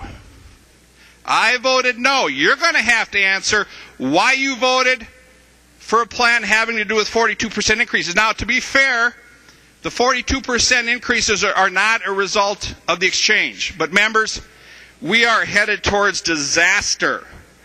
This is disaster coming at us, and I think we can all see it coming.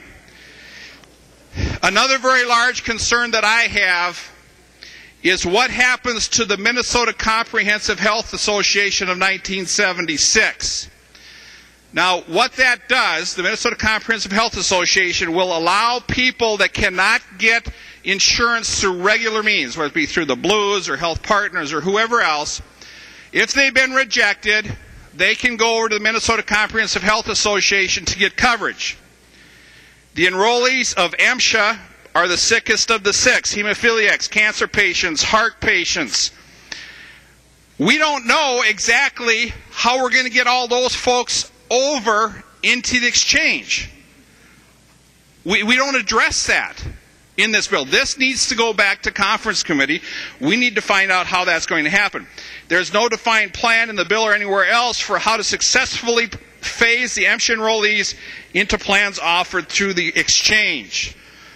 And think about what we're doing there to rates when we have our Minnesotans that are the sickest of the sick thrown on in through the exchange, and there's guaranteed issues, so there's no way to regulate costs whatsoever.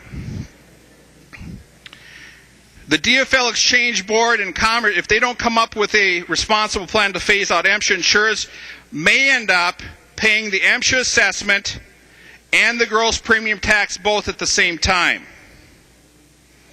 If the DFL Exchange Board and Commerce Department don't come up with a responsible plan to phase out MSHA, Minnesota risks the care of the people. We could have interrupted care of the sickest of the sick, and that would be certainly another disaster.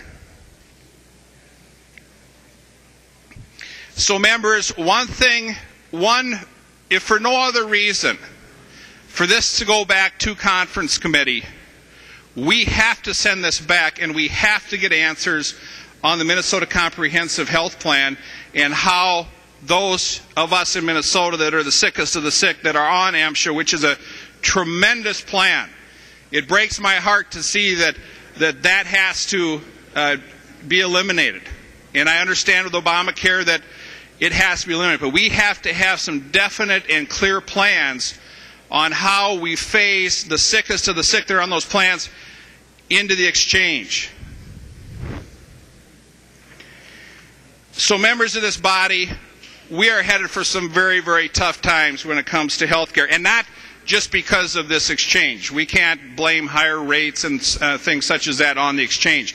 But we do have to address some issues. We have to address the issues of why does it cost so much? Why are we developing this super agency that will spend over $80 million a year on one issue, health insurance, when all the other issues are taken care of by the Commerce Department for $8.8 million. So members of this House, we're not stonewalling something where if it goes back to conference, it's not going to be any deadlines. That's not the case here at all. We have time to do this. There are some issues that must be resolved. We must send this back to conference committee, and I would appreciate your support to do that. Thank you, members and Madam Speaker. The member from Sibley, Representative Gruenhagen. Oh, thank you, Madam Chair, members. I just rise in support of Representative Abler's motion, and I sincerely appreciate Representative David's comment. Like myself, he's been in the insurance industry a long time. He understands the ramifications of making these types of changes and what the cost will be to consumers. Would Representative Atkins yield for a question?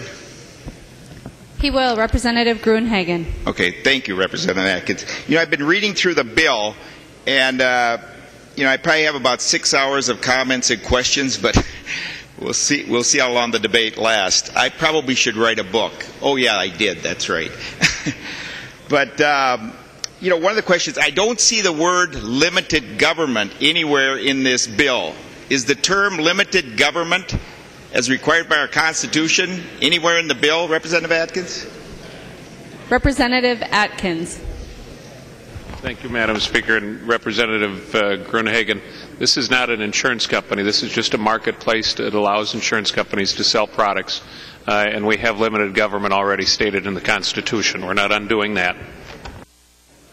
Representative Gruenhagen. Thank you, Representative. I'm glad to hear we're not undoing limited government. Okay. It's just when I look at the number of words and pages in this book compared to our Declaration of Independence and some of our founding documents, I think they said a lot more succinctly than what this document does, just covering health care alone. The other thing I'd just like to bring at this point is the human factor of what the exchange will do and the implication of Obamacare on our private sector and on our business owners. I have an email from an individual that is the financial manager out of Wilmer, Minnesota. They run 107 foster homes across the state of Minnesota, 107. They care for hundreds of vulnerable adults, our most needy, okay?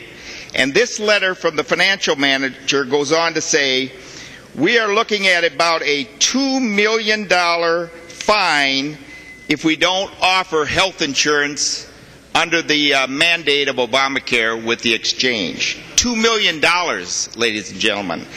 If we provide the health insurance, we're looking at increasing our cost $3 to $4 million on this particular organization. They go on to say that our only solution as a company is to enforce a wage cut to our employees, lay off some of our administrative staff, and loss of other benefits, and provide and lay off as many employees as possible in order to comply with the mandate. They further state in the letter that in the last 6 years, due to budget cuts, they have looked at every expense in their foster care home, and they are cut down to the bone. We are proud, they said, that we didn't have to cut wages to employees in order to accommodate the budget cuts. One of the things they go on to say in addition is that they pay minimum wage for their employees to sleep at night if they don't have to get up and treat one of their patients or foster care people. So when they sleep at night, the employee gets paid minimum wage because they have to have 24/7 staffing at their foster homes. They say with the combination of the health care mandate plus any increase in the minimum wage, you're basically going to push them right out of business. Members, you're going to push them right out of business. My point in talking about this is that this bill needs to go back to conference. We need to cut this down, make it more like other states where it isn't quite as oppressive and does not and not so encompassing. Start with a scaled down model so that we can gradually build on it over a period of time rather than impose all of this on these businesses at one time. One last question, Madam Chair, if Representative Atkins would yield. He will. Representative Gruenhagen.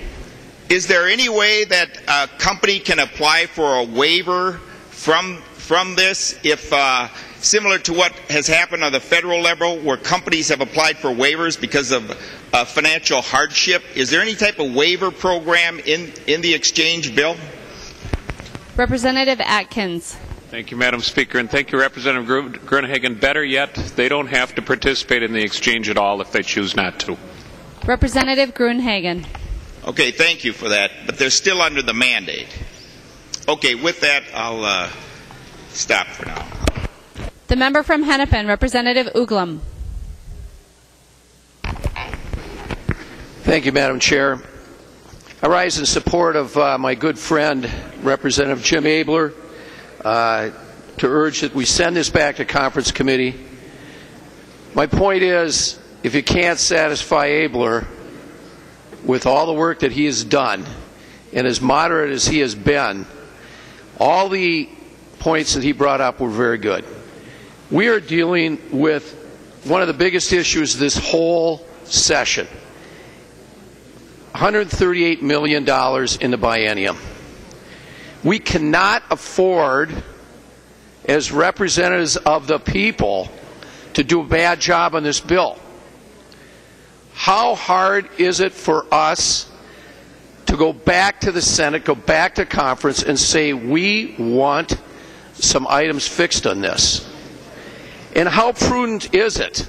How prudent is it to have a governance, a board where you don't have a doctor or somebody that is actively involved with this running this organization? I am very, very concerned, and you can talk all you want about it, but when you go back to see your constituents this summer, they're going to be talking about cost, they're going to be talking about the governance that we're putting in on this deal, and the oversight. How can we have somebody that's spending $138 million and not have the oversight that we need? That's our duty. It's our duty as legislators. This is not funny money. This is the people's money. And we're not doing a good job. And I've sat here and I've watched this thing get pushed through rather quickly. And I understand the reasonings behind it. But they're not good reasons when you're dealing with something this big.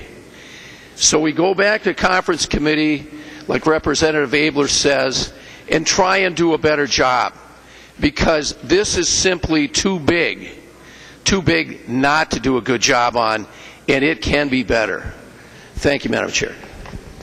All those in favor of the Abler motion to refuse to adopt, please say aye. No, Madam Chair, I'd like to be recognized. Representative Doubt, you weren't standing and there was nobody on the list, and we've gone to the vote. Madam Chair, I'd like a roll call on this motion.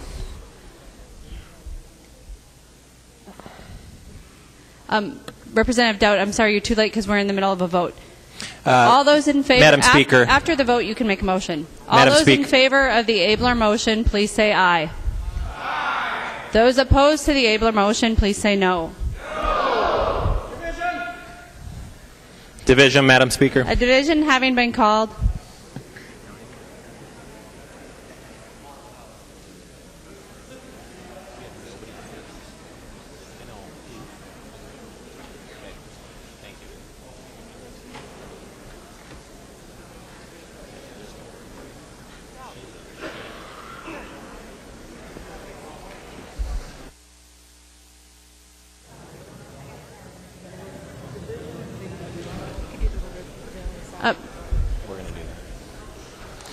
Representative Doubt, first I have to announce the outcome of the vote, and then you can move for a division. The motion did not prevail. Representative Doubt requests a division. All those in favor of the Abler motion to refuse to adopt the conference committee report, please stand.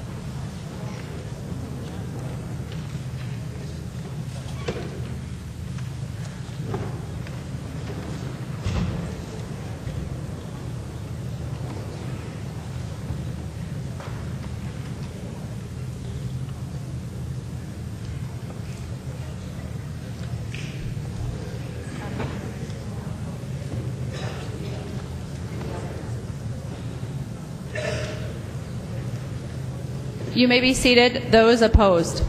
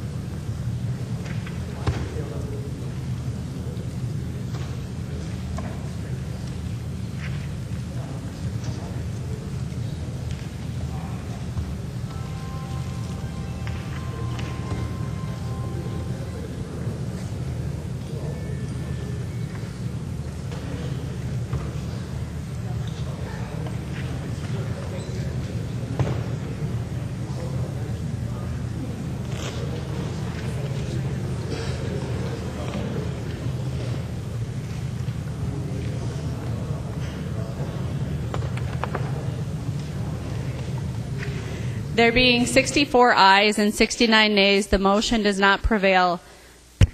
Representative Garofalo. Thank you, Madam Speaker. I move reconsideration. I did vote on the prevailing side and request a roll call on that motion. Representative Garofalo requests reconsideration of the Abler motion to refuse to adopt. Madam Speaker. Representative Murphy. Madam Speaker, I move a call of the House. Representative Murphy moves a call of the House. Are there 10 hands? Seeing 10 hands, there will be a call of the House. The clerk will take the roll.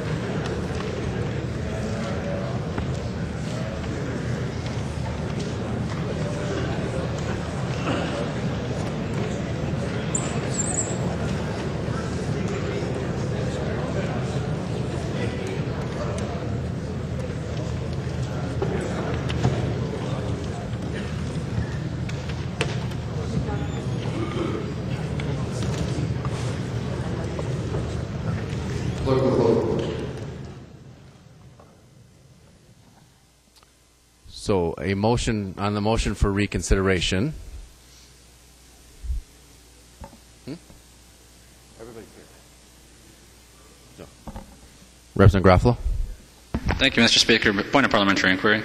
State your point of parliamentary inquiry. Mr. Speaker, can you remind the body on a motion to reconsideration does it require 68 votes or majority of those voting to vote on the prevailing side?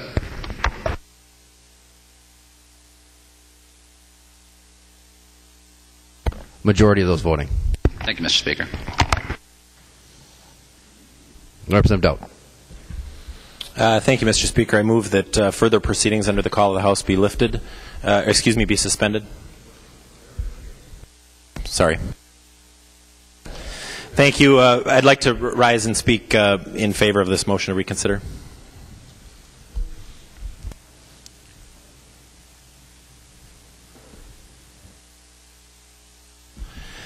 Members, I appreciate the efforts for the parliamentary procedures here. I think we were ready to wrap up and have this vote anyways, and now we're going to have that. Mr. Speaker, I'd like to just make sure that we've got that we do have a roll call on. Is that correct? Roll call. I think we did get a roll call, but there is one there? now. I just want to make sure. Thank you. Members, obviously, House File 5 went to conference committee, as I said earlier, came back pretty heavy on the Senate provisions, and I think there's some things in here that we certainly think could use some more work. Obviously, a lot of provisions of this bill do not represent the House position. And I think our House positions were pretty reasonable, and I think that we actually had some provisions in this bill that had pretty broad bipartisan support. One of those in particular is the pro-life provision. I know that that particular issue had broad bipartisan support. We had 12 Democrats and all the Republicans supporting that provision to go into the bill. And obviously that was removed in conference committee. We've got time, members. We've got time to send this thing back to conference committee, and we've got time for the conference committee to have a conversation about these positions, and they can certainly come back to us with something better than what they have.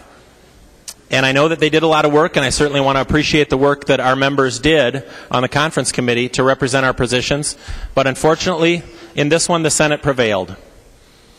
We had a position, particularly on the pro-life issues. The Senate didn't have a position. And the bill came back with nothing. I think this deserves one more opportunity to go back to the conference committee. And I don't think it's too much for any one member in this body to ask.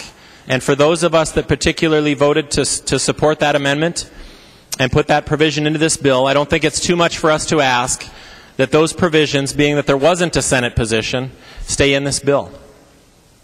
And they were very reasonable provisions. The other problems with this bill, obviously, the active purchaser language, the Senate position was put into the bill. Again, this is causing problems for people in the business community.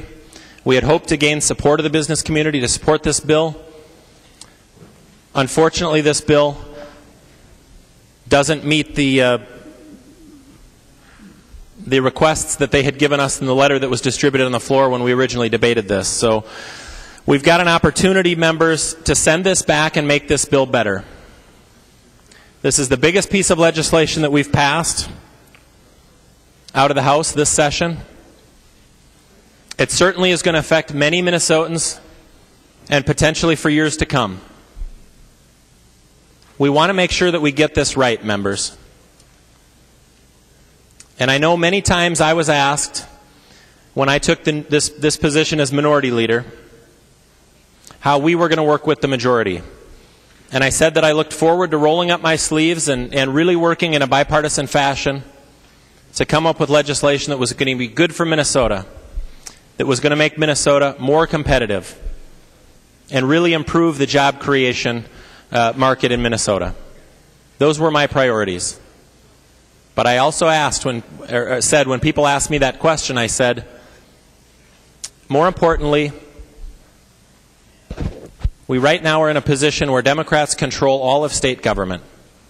And a better question to ask is of the Democrats. Are they going to allow things to happen in a bipartisan fashion, or are we going to pass bills that go to the governor for signature and become law that pass on party line votes? And I hope that that's not the case with this bill. But unfortunately, I think we might be there. So my request to the majority party is that we take an opportunity to send this back. Take a look at some of the provisions that the House had in this bill. Maybe it's fight a little harder for those provisions. Maybe it's find some different compromises that work better, that answer some of those questions. Is this bill going to make Minnesota more competitive? Is this going to help job creators in Minnesota do what they do best, create jobs? Unfortunately, I think the answer to that question right now is no. But I think it's not too late, and I think every one of us knows that. If we reject this now, we can send this bill back to conference committee, and I'm sure it can be back to us by the beginning of next week. And I'll bet that every member of the conference committee is willing to roll up their sleeves and do what it takes to come out with the best product we can.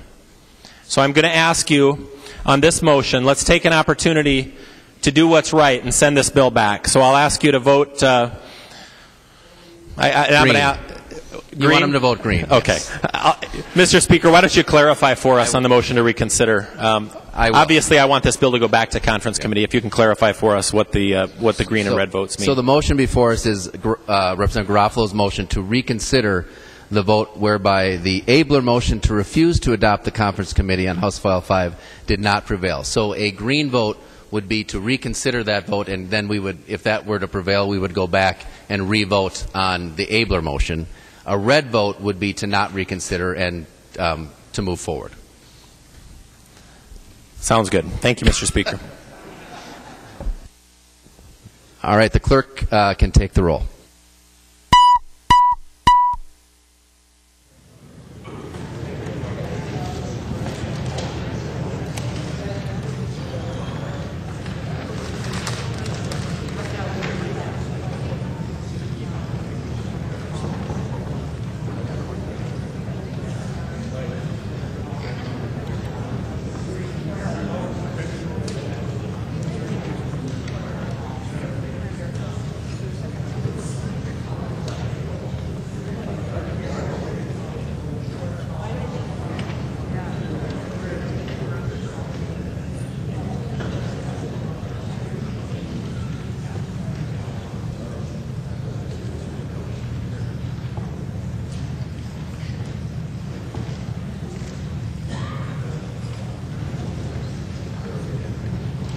The clerk will close the roll.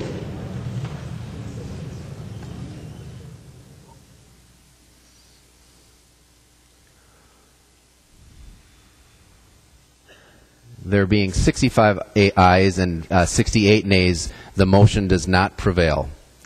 We're on the Atkins motion to adopt the conference committee report. Mr. Speaker. Representative Atkins. Thank you, Mr. Speaker. And Representative Doubt, you gave a nice speech. It just kind of lacked, one thing, which is facts. And just a few of the facts that I would share with members is, first off, on the cost side, keep in mind that a federal exchange, which is what we're going to end up with if we don't do this, is 3 times as expensive operations-wise. As far as the decision-making goes, this board will run the Minnesota health insurance marketplace. It's composed of 7 Minnesotans. A federal exchange would be run out of the Department of Health and Human Services in Washington, D.C. The oversight of a federal exchange here in Minnesota is 0.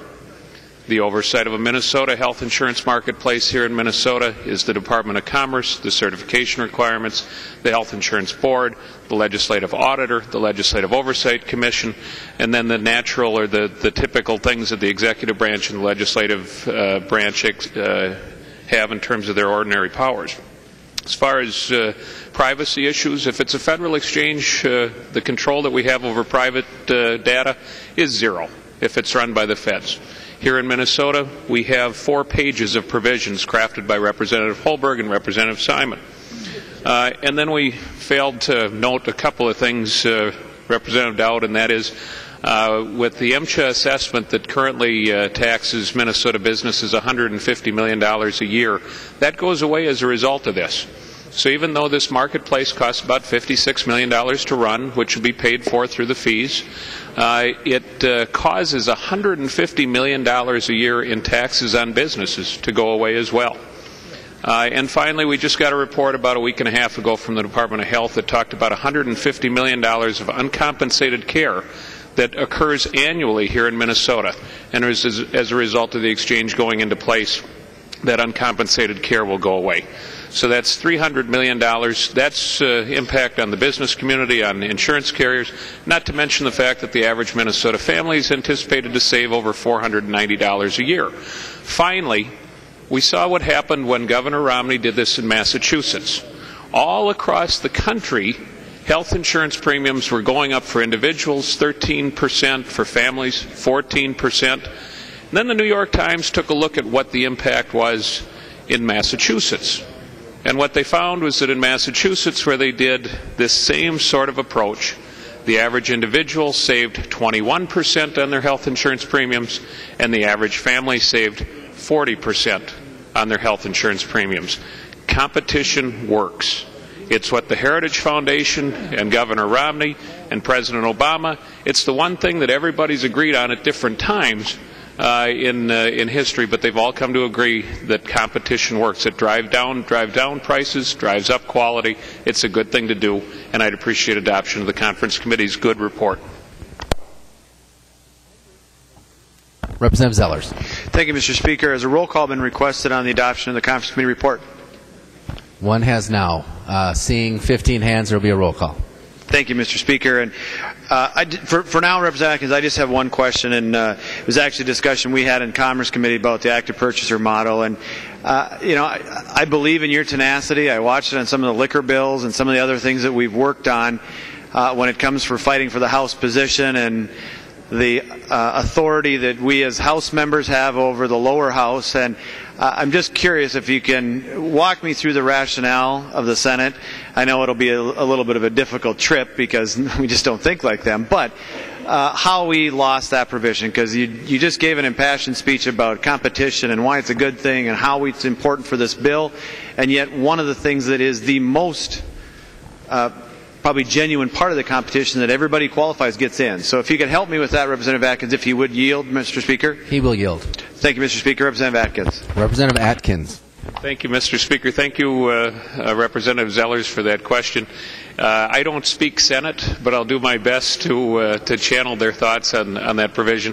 I might add, it was interesting, after the Conference Committee concluded, one of the reporters went up to Senator Lori afterwards, and her question to Senator Lori was she said, "It looks like the Senate really took it in the shorts on the active selector and on the Senate's position."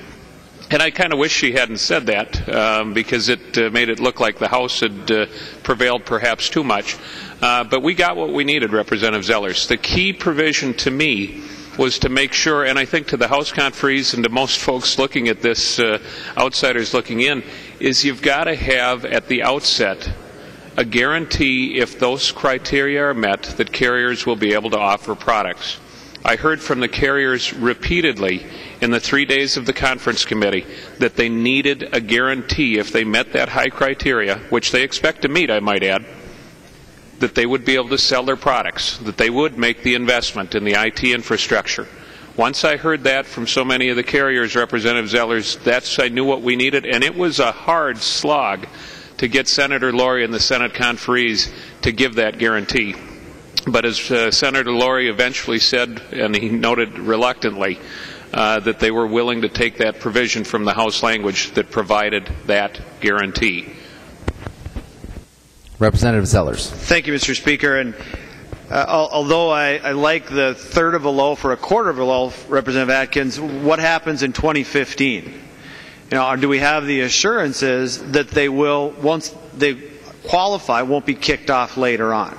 If Representative Atkins would yield to that question.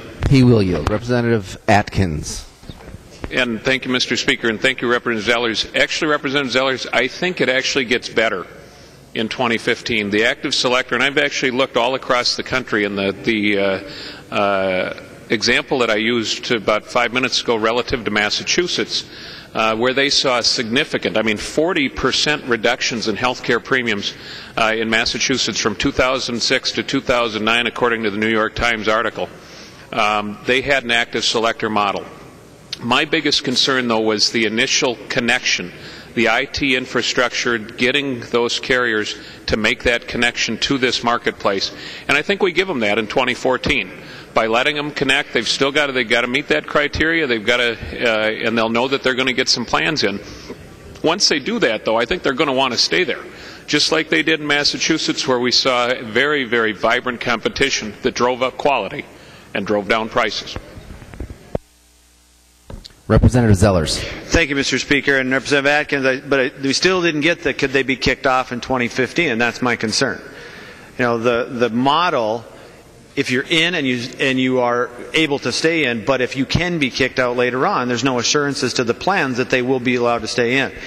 And you talked about some of the other costs that go around. I think the Colorado model was around $22 million. We spent north of, which we were told at the beginning it started at about $120, $120 million. We're upwards of $165, $180 million now. So I don't think we're getting what we would call the best bang for our dollar or price for the dollar or whatever we want to say to organize the system. And I'll have a couple other questions later, Representative Atkins, but to the adoption of the conference committee report, it fails again the three questions. Are you going to ensure a higher quality? Are you going to have transparency? Is the data that we're giving, all of our private data, everything that you don't want to be known in the public is going to be exchanged back and forth between government agencies? And I ask you, Democrats and Republicans alike, would you feel safe telling all of your family secrets to somebody in the government to trust them to transfer it back and forth through several agencies and that never becomes public?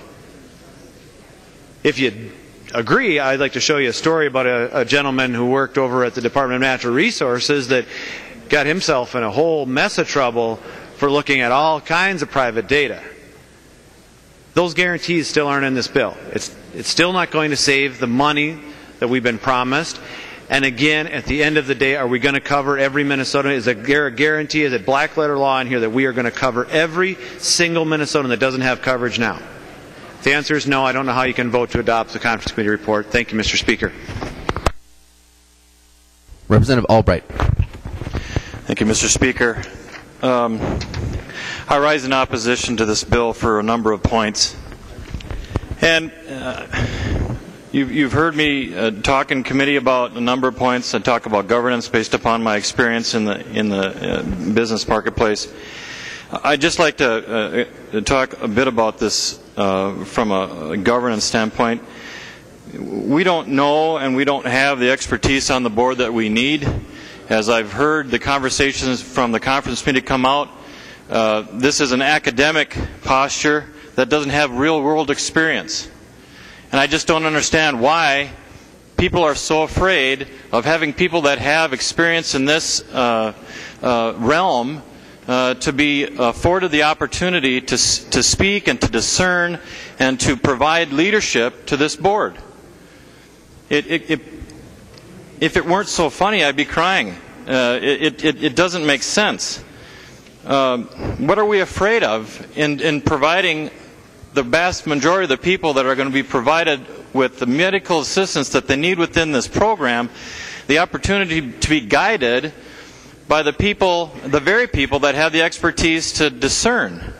On another point, I note that the conference committee came back with the point that the requirement for navigators and personal assisters, in-person assisters, to go through training, and that's been removed. I don't understand why. And so when someone calls up and looks for assistance to choose the type of program that they're going to use to provide health care to their family, and they're going to look for leadership from the people on the other end of the line, and they're not going to get it. And I don't understand why that was taken out of the bill either. If I'm sitting on the other end of the phone and I'm trying to understand the differences between these programs, and someone on the other line has not been provided with the training to discern the differences based upon my set and circumstances, where am I to go? I thought the purpose of this plan was to help educate the very people that are looking for leadership and looking for discernment in making the hard choices, and it seems to me like they're not going to get it. We sat in the committee and listened to that it's too hard to make decisions. And I won't use the analogy, but Campbell's soup comes to mind, that people, if they have too many choices, cannot make a choice. Well, aren't you just reinforcing it? You're reinforcing it by disallowing the very people that we look to for leadership, for the training that they so desperately need for these plans that are going to be provided, and you're not even providing them the opportunity to understand what's in the plan. Again, another point that I just do not understand why we are so afraid of leading the people that are going to need this type of service from this type of program.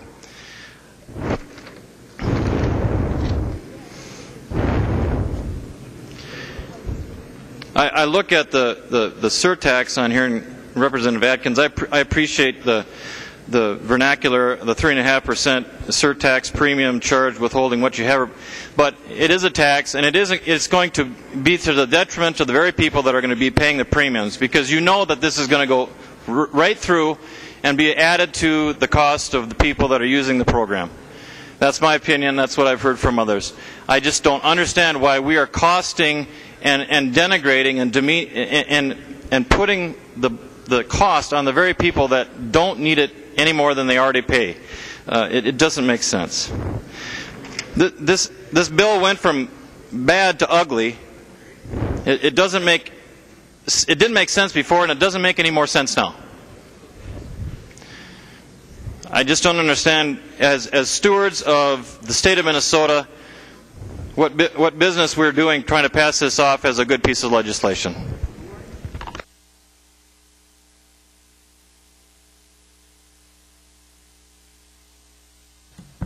Representative McDonald is not here. Representative Benson. Thank you, Mr. Speaker. I think you're going to hear over and over tonight the issues of choice, less of it, problem with cost, a lot more of it, the worry of no privacy or lack of privacy, and certainly a board that answers to no one, so a transparency issue. But as this came back, would Chairman Atkins, Mr. Speaker, would Chairman Atkins will rise yield. for... Representative Benson.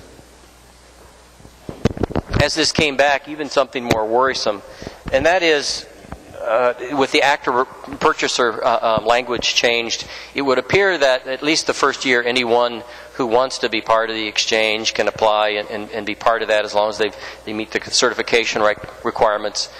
But then the following year, that changes, and the board will become an active purchaser.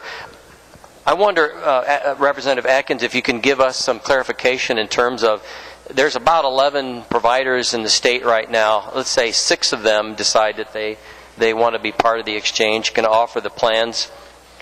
Is there any guarantee that when the board takes full effect that following year in terms of accepting and not accepting, will all of those that had been in place previously be guaranteed to stay on it as long as they still meet the certification process?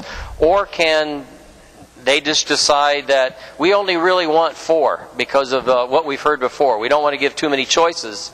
Can they decide? Is there any comfort language in the bill as it came back to guarantee those carriers they're there now and they're going to forever be on there as long as they meet those requirements? Representative Atkins. Thank you, Mr. Speaker. Thank you, Representative Benson. You've actually folded several questions into one.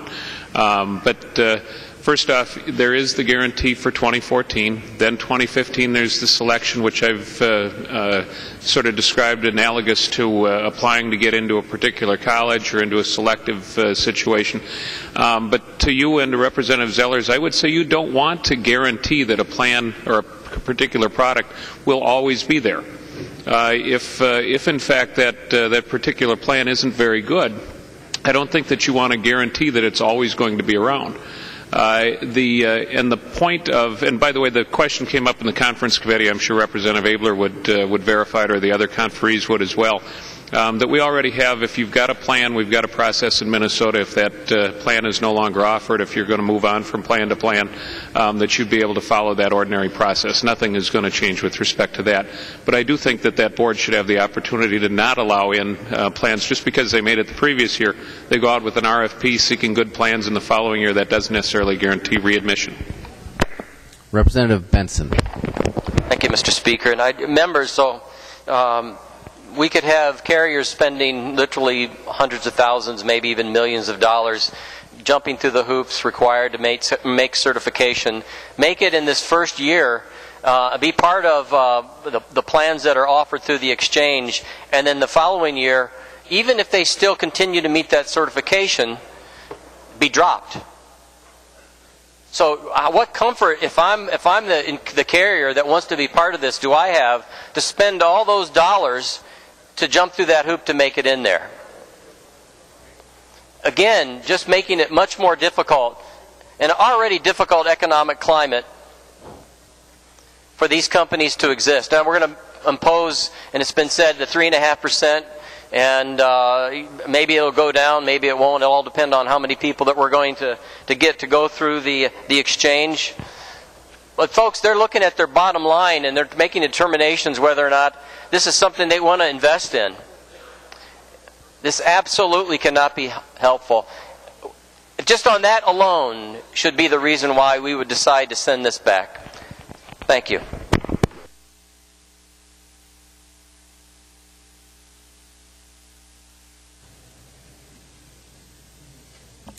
Representative Murphy.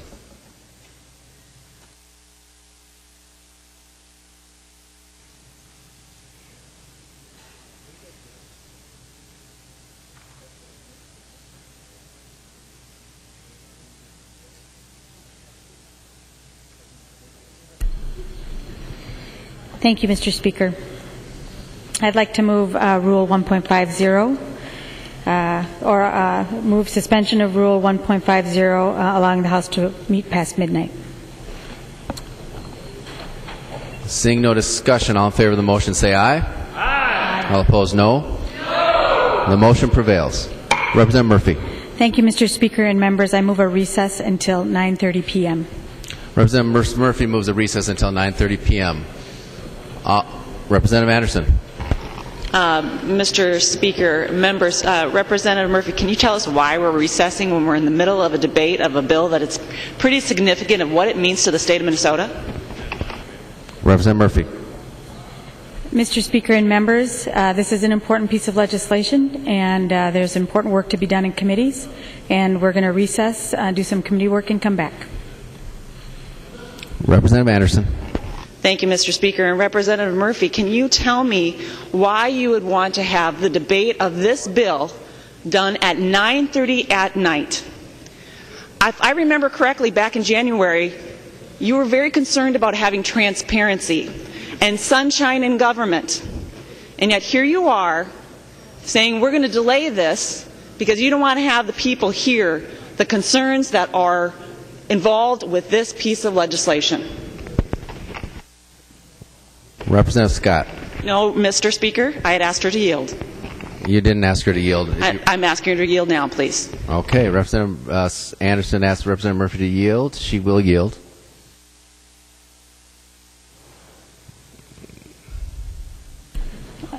Mr. Speaker, Representative Anderson, what is your question? Representative Anderson. Thank you, Mr. Speaker. Representative Murphy, in the beginning of session, you passed rules upon this body, historic rules, mind you, that have never been done here before, with the goal of having transparency. Your concern was that we want to make sure that the public can participate, that the public can be part of this process, that the public gets to know what we're debating here on the House floor. But you just made a motion right now in the middle of a debate on probably the most important bill besides the budget that we're going to hear on the House floor here this legislative session.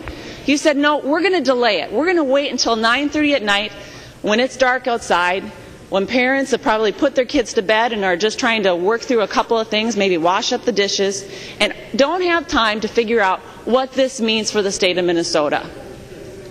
Like, for example, the fact that we're going to pass a premium tax on the state of Minnesota here. That all premiums sold in the state of Minnesota are going to pay a 1.5% premium tax. You're going to say, we don't want them to hear that. Speaker? We want to delay this until later. We're here right now. We all agreed on this House floor that we said we're going to suspend the rules. Mr. We're Speaker? going to do this right away because this is important. We Representative want to Murphy. make sure that the people of Minnesota Mr. see Speaker? this debate Representative and can Murphy. participate. Parliamentary point of on what order of business are we? We're on a motion to recess. Representative Anderson. Thank you, Mr. Speaker. And Representative Murphy, I'm asking you the question. I want to know why. What is it that you don't want the public of Minnesota to see here today about this piece of legislation? If it's so good, if it's going to be so good for the state of Minnesota, why can't we finish this debate right here and now? You control everything here in this body. You control when bills are heard. You control what bills come to the floor. You control everything that happens here. So if you didn't feel that today was going to give you enough time, whether it was to pass bills in different committees, why did you schedule it here today? Tell me that, if you can, please, if you'll yield. She will yield. Representative Murphy. Thank you, Mr. Speaker and members. The bill is scheduled today so that we can get the bill debated here one more time. You know, we're not going to deal with amendments tonight. This is a conference committee report, but there's important discussion to be had.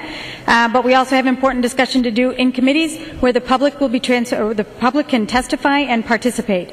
And so it is important, I think, for us to recess, head back to committee, do the work of the committees, and come back to the floor and complete this work at 9:30 at night when most families are still up and watching the news. Representative Anderson. Well, thank you, Mr. Speaker, and Representative Murphy. You control everything, though. You get to decide the entire calendar for this entire body.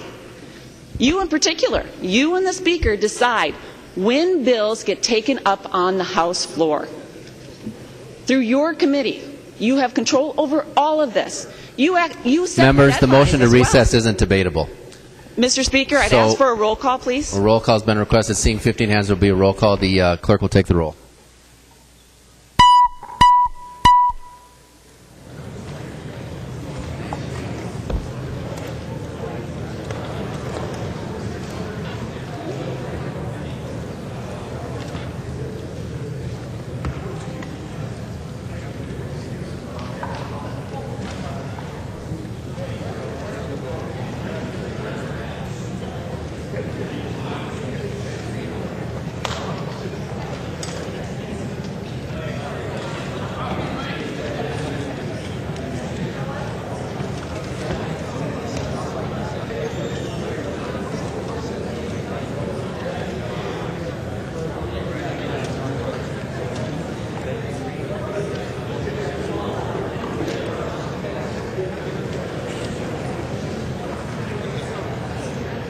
Members are under call.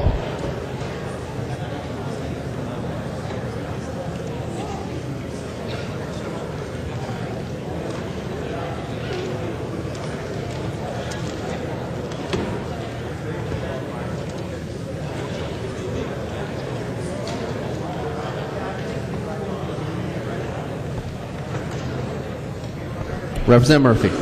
Mr. Speaker, I move that further proceedings under the roll call be dispensed with and that the Sergeant at Arms be instructed to bring in the absent members.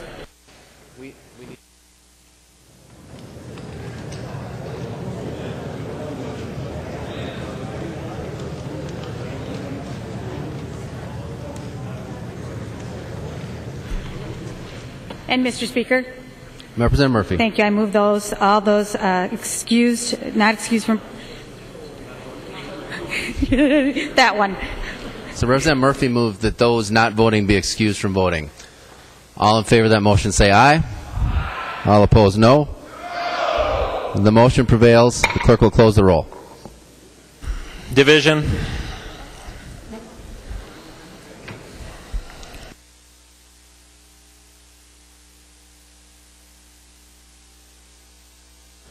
We're already on the closing of the roll, Representative Doubt.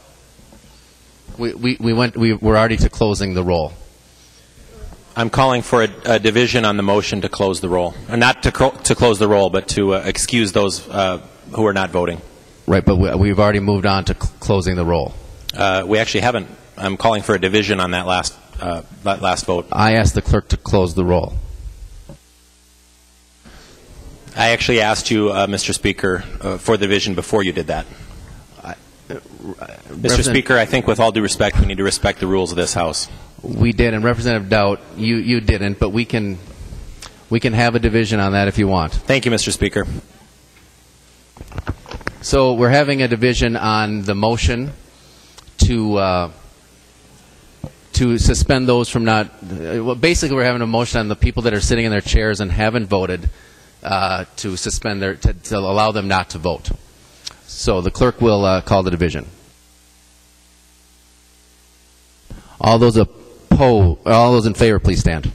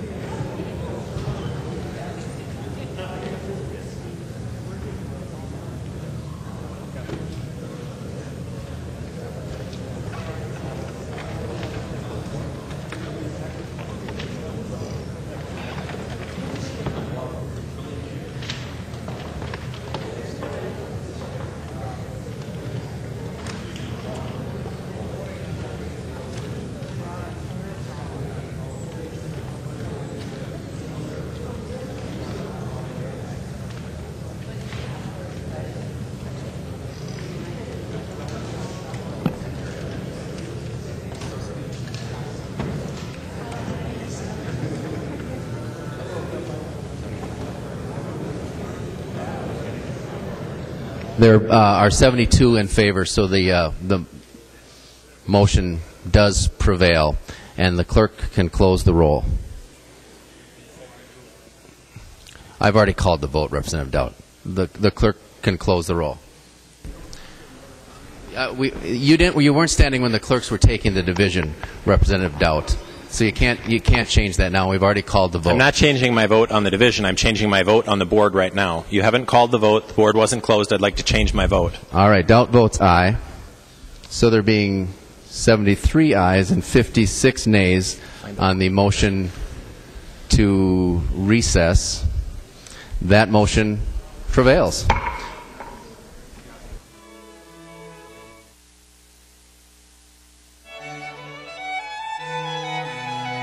The House stands in recess till 9:30.